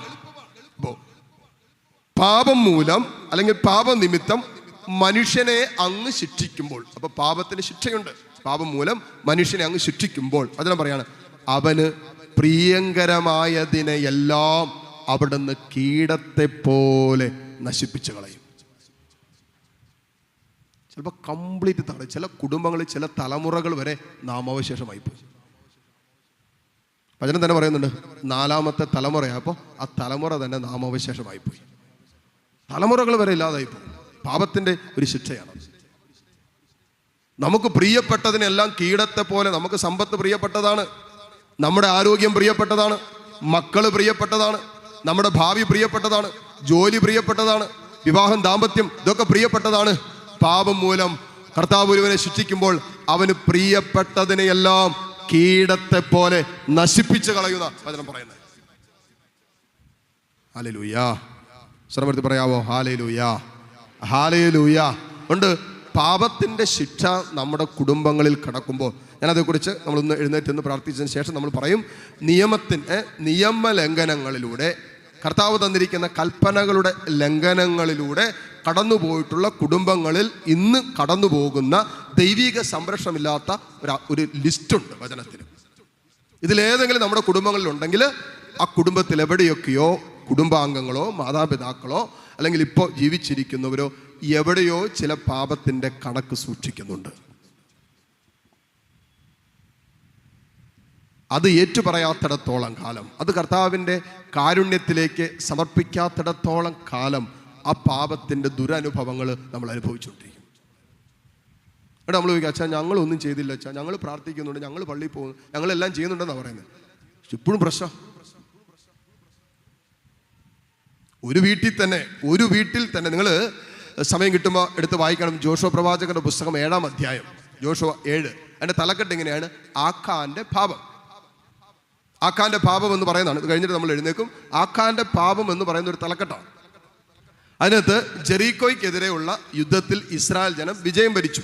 ജെറീക്കോ വലിയ പട്ടണം, ഇസ്രായേൽ വളരെ ചെറിയൊരു സൈന്യമാണ്, ചെറിയ ഗ്രൂപ്പാണ്. ഈ യുദ്ധത്തിൽ ജോഷുവായും ഇസ്രായേൽ ജനവും വിജയിച്ചു. അപ്പോൾ കർത്താവ് അവരോട് പറഞ്ഞു, ജെറീക്കോയെ തകർത്ത് കഴിയുമ്പോൾ അവിടെ നിന്ന് ഒന്നും നിങ്ങൾ എടുത്തുകൊണ്ട് വരരുത്. അവിടെ നിന്ന് ഒന്നും എടുക്കാൻ പോയേക്കരുത്, എല്ലാം അവിടെ കിടന്നോട്ടെ എന്ന് പറയും. ഒന്നും നിങ്ങൾ എടുക്കാൻ പോയേക്കരുത്. അപ്പൊ അങ്ങനെ ജെറീക്കോയുടെയൊക്കെയുള്ള യുദ്ധം കഴിഞ്ഞു. അവർ തിരിച്ചു വന്നു. അടുത്ത യുദ്ധത്തിന് പോവുകയാണ്. ജോഷുവയുടെ നേതൃത്വത്തിൽ ആയി പട്ടണം എന്ന് പറയുന്ന ഒരു പട്ടണത്തിനെതിരെ, ചെറിയ പട്ടണമാണ്. അപ്പൊ ആ പട്ടണത്തിനെതിരെ യുദ്ധത്തിന് ഇറങ്ങുക. അപ്പൊ അതിനു മുമ്പ് ജോഷു പറഞ്ഞു പോയി നോക്കാൻ പറഞ്ഞു. അപ്പൊ അവർ പോയി നോക്കിയപ്പോൾ ചെറിയ പട്ടണമാണ്. അപ്പോൾ പറഞ്ഞു എന്നാൽ പിന്നെ എല്ലാവരും വിടേണ്ട കാര്യമില്ല, ഇത്രയും ചെറിയ സൈന്യത്തിനെതിരെ നമ്മൾ എല്ലാവരും കൂടി പോകേണ്ട കാര്യമില്ല, ചെറുത് മതി എന്ന് പറഞ്ഞ് കുറച്ച് പേരെ യുദ്ധത്തിന് വിടുകയാണ്. പക്ഷേ സംഭവിച്ചത്, ഈ ആയി പട്ടണ നിവാസികൾ ഇസ്രായേൽ ജനത്തെ അങ്ങോട്ട് തകർത്ത് തരിപ്പണമാക്കി കളഞ്ഞു. കുറെ എണ്ണങ്ങളുടെ ഇങ്ങനെ നശിപ്പിച്ചു കളഞ്ഞു, കൊന്നു കളഞ്ഞു, പരാജയപ്പെട്ടു. മറ്റൊരു വാക്കി പറഞ്ഞാൽ, അല്ലെങ്കിൽ വചനം പറയുന്ന പോലെ, ഇസ്രായേൽ ജനം മുഴുവനും യുദ്ധത്തിൽ പരാജയപ്പെട്ടു. അപ്പൊ ജോഷുവ കർത്താവിന് മുമ്പിൽ വന്നിട്ട് പറയും, നീയല്ലേ പറഞ്ഞ നീ ഞങ്ങളുടെ കൂടെ ഉണ്ടാവുമെന്ന്, നീയല്ലേ പറഞ്ഞ ഞങ്ങൾക്ക് സംരക്ഷണം തരുന്നു, എന്നിട്ട് എന്തുകൊണ്ടാണ് ഈ ആയി പട്ടണത്തിനെതിരെ, ഈ ചെറിയ പട്ടണത്തിനെതിരെ, ജെറീക്കോയ്ക്കെതിരെ യുദ്ധത്തിൽ വിജയം തന്ന, സംരക്ഷണം തന്ന നീ എന്തുകൊണ്ട് ഈ ആയി പട്ടണത്തിനെതിരെ ഞങ്ങളുടെ കൂടെ നിന്നില്ല? എന്തുകൊണ്ട് ഞങ്ങളുടെ കൂടാരത്തിന്, ഞങ്ങളുടെ ഈ ജനത്തിന്, ഈ കുടുംബങ്ങൾക്ക് ഇതുപോലെ അനർത്ഥമുണ്ടായി, പരാജയം നേരിടേണ്ടി വന്നു? അപ്പൊ ജോഷുവയുടെ കർത്താവ് പറഞ്ഞു, നീ വലിയ ബഹളമൊന്നും വെക്കണ്ട, നീ പോയിട്ട് ഓരോ ഗോത്രങ്ങളെയും വിളിച്ചു ചോദിക്കുക, ആരാണ് ഞാൻ പറഞ്ഞതിന് വിപരീതമായിട്ട് ചെയ്തിട്ടുള്ളത്? എടുക്കരുതെന്ന് ഞാൻ പറഞ്ഞത്, നിഷിദ്ധമെന്ന് ഞാൻ പറഞ്ഞത് ആരെങ്കിലും എടുത്തിട്ടുണ്ടോ എന്ന് ചോദിക്കാൻ പറഞ്ഞു. അങ്ങനെ ജോഷുവ ഓരോ കുടുംബങ്ങളെയും ഇങ്ങനെ വിളിക്കും, ഓരോരുത്തർ ഓരോ ഗോത്രങ്ങളെയും വിളിച്ച് ആഖാന്റെ ഗോത്രം വരും. ആഖാൻ എന്ന് പറയുന്നവന്റെ ഗോത്രം വരും. അപ്പോൾ ആഖാൻ പറയും, അതെ എനിക്കൊരു ചെറിയൊരു മിസ്റ്റേക്ക് പറ്റി. എന്നാന്ന് ചോദിക്കുമ്പോൾ അവൻ പറയും, ഞാനിങ്ങനെ പോരുന്ന വഴിക്ക് അവിടെ കുറച്ച് സ്വർണവും വെള്ളിയും പാത്രങ്ങളൊക്കെ കണ്ടപ്പോൾ നല്ലതെന്ന് തോന്നി, അതാരും അറിയാതെ എടുത്ത് ഒളിപ്പിച്ച് അവൻ താമസിക്കുന്ന കൂടാരത്തിനുള്ളിൽ കൊണ്ടുവന്ന് കുഴിച്ചിട്ടു. ആരും കാണാതെ ചെയ്തതാണ്, പക്ഷെ ദൈവം കണ്ടു. ആരും കാണാതെ ചെയ്തതാണ്, ആരും അറിഞ്ഞില്ല എന്ന് കരുതി ഇവൻ ഒരുവൻ, ആഖാൻ ഒരുവൻ ചെയ്താണ്. ആ ഗോത്രത്തിൽ, ആഖാന്റെ ഗോത്രത്തിൽ ഒരുവനെ ചെയ്തുള്ളൂ. 12 ഗോത്രങ്ങളിൽ ഒരു ഗോത്രത്തിലെ ഒരുവൻ ചെയ്ത പാപത്തിന് 12 ഗോത്രങ്ങളിൽ ശിക്ഷിക്കപ്പെട്ടു. അവര് പരാജയപ്പെട്ടു യുദ്ധത്തില്. എന്നിട്ട് ഈ ആഖാൻ പറയുന്നതെല്ലാം കൊണ്ടുവന്ന് അവസാനം കർത്താവ് പറഞ്ഞത് തീർത്തേക്കാൻ പറഞ്ഞു. കൊന്നുകളഞ്ഞു ആഖാൻ കാരണം, ആഖാന്റെ ഒരുവന്റെ പാപം കാരണം കർത്താവ് എടുക്കരുതെന്ന് പറഞ്ഞത്, കർത്താവ് നിഷിദ്ധമെന്ന് പറഞ്ഞത് അവന്റെ ഭവനത്തിൽ കയറ്റിവെച്ചപ്പോൾ അവൻ മൂലം ആ ഇസ്രായേൽ ജനം മുഴുവനും പരാജയപ്പെട്ടെങ്കിൽ, മക്കളെ, നമ്മുടെ കുടുംബങ്ങളിൽ കുടുംബാംഗങ്ങൾ ആരെങ്കിലും ദൈവഹിതത്തിന് ചേരാത്തത്, ദൈവം നിഷിദ്ധമെന്ന് പറഞ്ഞത്, ദൈവം നമ്മുടെ ഭവനങ്ങളിൽ പരിശുദ്ധമായ ആലയമായിരിക്കേണ്ട, വിശുദ്ധമായ ആലയമായിരിക്കേണ്ട നമ്മുടെ ഭവനങ്ങളിൽ കർത്താവിൻ്റെ സ്നേഹത്തിനും അവൻ്റെ പരിശുദ്ധിക്ക് നിഷിദ്ധമായത് എന്തെങ്കിലും നമ്മുടെ കുടുംബങ്ങളിൽ ഉണ്ടെങ്കിൽ, ആ കുടുംബം മാത്രമല്ല കുടുംബാംഗങ്ങൾ മുഴുവനും പരാജയപ്പെടുമെന്നും ദൈവിക സംരക്ഷണമില്ലാത്ത അവസ്ഥയിലൂടെ ചലിക്കേണ്ടി വരുമെന്ന വചനം പറയുന്നത്. മക്കൾക്ക് അപകടങ്ങൾ, അനർത്ഥങ്ങൾ, അസ്വസ്ഥതകൾ, പരാജയങ്ങൾ, നഷ്ടങ്ങൾ, തടസ്സങ്ങൾ, പ്രതിസന്ധി എല്ലാം പോയിക്കൊണ്ടിരിക്കുക. കുടുംബങ്ങളിൽ ആരെങ്കിലും ഒരാൾ ദൈവത്തിന് അനിഷ്ടമായതോ അല്ലെങ്കിൽ ദൈവഹിതത്തിന് ചേരാത്തതോ ദൈവം നിഷിദ്ധമെന്ന് പറഞ്ഞതോ വീട്ടിൽ കയറ്റരുത്. ഹല്ലേലൂയ. ശ്രമത്തിൽ പറഞ്ഞേ ഹല്ലേലൂയ, ഹല്ലേലൂയ. ഇത് നിസ്സാരമായിട്ട് കാണാൻ പറ്റില്ല. നമ്മുടെ ഭവനങ്ങൾ ദേവാലയമാണ്. നമ്മുടെ ഭവനങ്ങൾ ദേവാലയമാണ്. ഈ ദേവാലയത്തിന്റെ ഒരു ചെറിയ പതിപ്പാണ് നമ്മുടെ കുടുംബങ്ങൾ എന്ന് പറയുന്നത്. അതുകൊണ്ടാണല്ലോ ഹെബ്രായർക്കെഴുതിയ ലേഖനത്തിൽ പറയുന്ന ഒരു കാര്യമുണ്ട്, മണവറ, ബാക്കി പറ, മലിനമാകാതിരിക്കട്ടെ. എന്നാ പറയുന്നേ? മണവറ മലിനമാകാതിരിക്കട്ടെ കർത്താവ് പറയുന്നത്. അതായത് ആ മണവറ അത്ര കണ്ട് പരിശുദ്ധമാകേണ്ടതാണ്. കാരണം അവിടെയാണല്ലോ സൃഷ്ടികർമ്മം നടക്കുന്നേ. ഒരു ഭവനം അവിടെ സൃഷ്ടികർമ്മം നടക്കുന്നിടവാ. അപ്പൊ അത് മലിനമായാലോ? നമ്മൾ ഭക്ഷണം പാകം ചെയ്യാന്ന് വിചാരിക്കും, വികാരി അച്ഛൻ ജോബി അച്ഛൻ വീട്ടിൽ വരുന്നുണ്ടെന്ന് പറഞ്ഞു, സന്തോഷമായി. അല്ല, അച്ഛൻ വരുന്നതല്ലേ, കുറേ നാളായിട്ട് അച്ഛൻ വീട്ടിൽ വന്നിട്ടില്ല, അപ്പം അച്ഛൻ വരുന്നുണ്ടെന്ന് കേട്ടപ്പോൾ സന്തോഷമായി. അപ്പം അച്ഛൻ വരുമല്ലോ എന്ന് കരുതി നമ്മൾ അത്യാവശ്യം നല്ല ഭക്ഷണമൊക്കെ ഉണ്ടായിക്കൊണ്ടിരിക്കാമെന്ന് വിചാരിക്കും. നല്ല ഭക്ഷണമൊക്കെ ഉണ്ടാക്കുവാണ്, എന്തെങ്കിലും അച്ഛന് കൊടുത്തേക്കാം എന്ന് കരുതി അത്യാവശ്യം നല്ല ഭക്ഷണമൊക്കെ ഉണ്ടാക്കുവാണ്. ഇപ്പം മീൻകറിയൊക്കെ ഉണ്ടാക്കിക്കൊണ്ടിരിക്കുകയാണ്. നല്ല പാല് പിഴിഞ്ഞ് വെച്ച മീൻകറിയാണ് ഉണ്ടാക്കിക്കൊണ്ടിരിക്കുന്നത്. ചില ചേച്ചിമാരുടെ വായിന്ന് വെള്ളമൊക്കെ വരുന്നുണ്ട്. നല്ല പാല് പിഴിഞ്ഞ് ഒക്കെ മീൻകറിയൊക്കെ ഉണ്ടാക്കിക്കൊണ്ടിരിക്കുകയാണ്. അങ്ങനെ പാല് പിഴിഞ്ഞ് നമ്മൾ അവിടെ വെച്ചേക്കുക. ആ പാല് പിഴിഞ്ഞ് വെച്ചിരിക്കുന്ന സാധനം നമ്മൾ ബാക്കിയെല്ലാം കഴിഞ്ഞ അവസാനം തലപ്പാൽ നമ്മൾ ഏറ്റവും അവസാനമാണ് ഒഴിക്കുന്നത്, അല്ലേ അല്ലേ അല്ലേ? നിങ്ങൾക്ക് അറിഞ്ഞൂടെ? അങ്ങനെയാണ്, ഇല്ലേ ഞാൻ പറഞ്ഞു തരാം. തലപ്പാലൊക്കെ നമ്മൾ അവസാനം ഒഴിക്കുന്ന രണ്ടാമത്തെ പാലും മൂന്നാമത്തെ പാലൊക്കെ ഒഴിച്ച് നമ്മൾ മീനൊക്കെ റെഡിയാക്കി കഴിഞ്ഞിട്ട് അവസാനം നമ്മൾ ആ തലപ്പാൽ അങ്ങോട്ട് എടുത്ത് ഒഴിക്കും. ആ തലപ്പാൽ ഒഴിച്ച് കഴിയുമ്പോൾ എന്നിട്ട് പിന്നെ നമ്മൾ അധികം തിളപ്പിക്കാൻ പോവുകയില്ല, അല്ലേ? ഇതിങ്ങനെ പൈ ഇങ്ങനെ ചുറ്റിയിട്ട് ഇങ്ങനെ ഒരു അതൊക്കെ എടുത്ത് പൈ ഒരു ചുറ്റിയിട്ട് നമ്മൾ അങ്ങോട്ട് എടുത്ത് വയ്ക്കുള്ളൂ. ഇതൊക്കെ എങ്ങനെ അറിയാമെന്നായിരിക്കും ചോദിക്കുന്നത്, അല്ലേ? അത്യാവശ്യം കുക്കിങ്ങൊക്കെ അറിയാം, ജീവിക്കണ്ടേ? അപ്പോൾ എന്നിട്ട് അപ്പോഴാണ് നമ്മളത് ഇട്ട് ഈ തലപ്പാൽ ഒഴിച്ച് കഴിഞ്ഞ് നോക്കിയപ്പോഴാണ് പെട്ടെന്ന് ആ തലപ്പാൽ ഇങ്ങനെ പിഴിഞ്ഞിട്ട് അവിടെ ചെറിയ പാത്രത്തിൽ വെച്ചിരുന്നാണ്, അറിഞ്ഞില്ലായിരുന്നു. അതെ, ഒഴിച്ച് കഴിഞ്ഞപ്പോഴാണ് അതിനകത്തൊരു പല്ലി കിടക്കുന്നത്. എന്ത് ചെയ്യും? നിങ്ങൾ എന്ത് ചെയ്യും? പറ, സത്യമായിട്ട് പറ. പല്ലി എന്ന വാലയെ പിടിച്ച് മാറ്റിയിട്ട് അച്ഛനല്ലേ, കുഴപ്പമൊന്നുമില്ല, ജോബി അച്ഛനല്ലേ, അച്ഛൻ ഇതൊക്കെ കൊടുത്താൽ മതി. അങ്ങനെയാണോ നിങ്ങൾ ചിന്തിക്കുന്നത്? ആണോ? എന്ത് ചെയ്യും? അത് മുഴുവനും കളയും. മക്കൾക്ക് കൊടുക്കോ? ചിലപ്പോൾ ജീവിത പങ്കാളിക്ക് കൊടുക്കുമായിരിക്കും, കുറേ നാളായിട്ട് സഹിക്കുന്ന. എന്നാൽ പിന്നെ ഇതുകൊണ്ട് അതിനൊരു തീരുമാനമാവുമെങ്കിൽ അല്ലേ, കൊടുക്കുകയല്ല. അപ്പനോ അമ്മയ്ക്കോ കുടുംബാംഗങ്ങൾക്കോ വൈദികനോ ആർക്കും നമ്മൾ കൊടുക്കില്ല. കാരണം അത് പ്രിപ്പയർ ചെയ്യുന്ന സമയത്ത് അത് മലിനമാണെന്ന് നമ്മൾ കണ്ടതുകൊണ്ട് അത് നമ്മൾ കളയും. അങ്ങനെയെങ്കിൽ ഒരു കുടുംബം ദേവാലയത്ത് തുല്യമായത്, അത്ര കണ്ട് പരിശുദ്ധമായ ഒരിടമായി തീരേണ്ടത്, ആ കുടുംബത്തിൻ്റെ മണവറ മലിനമാകരുതെന്ന് കർത്താവ് പറഞ്ഞെങ്കിൽ അവിടെ സൃഷ്ടികർമ്മം നടക്കുന്ന ഏറ്റവും പരമോന്നതമായ സൃഷ്ടികർമ്മം തലമുറകളെ ജനിപ്പിക്കുന്നിടത്ത് മലിനമായത് സംഭവിച്ചാൽ ജനിക്കുന്ന തലമുറകൾ മലിനമാകാതിരിക്കുമോ? പറ.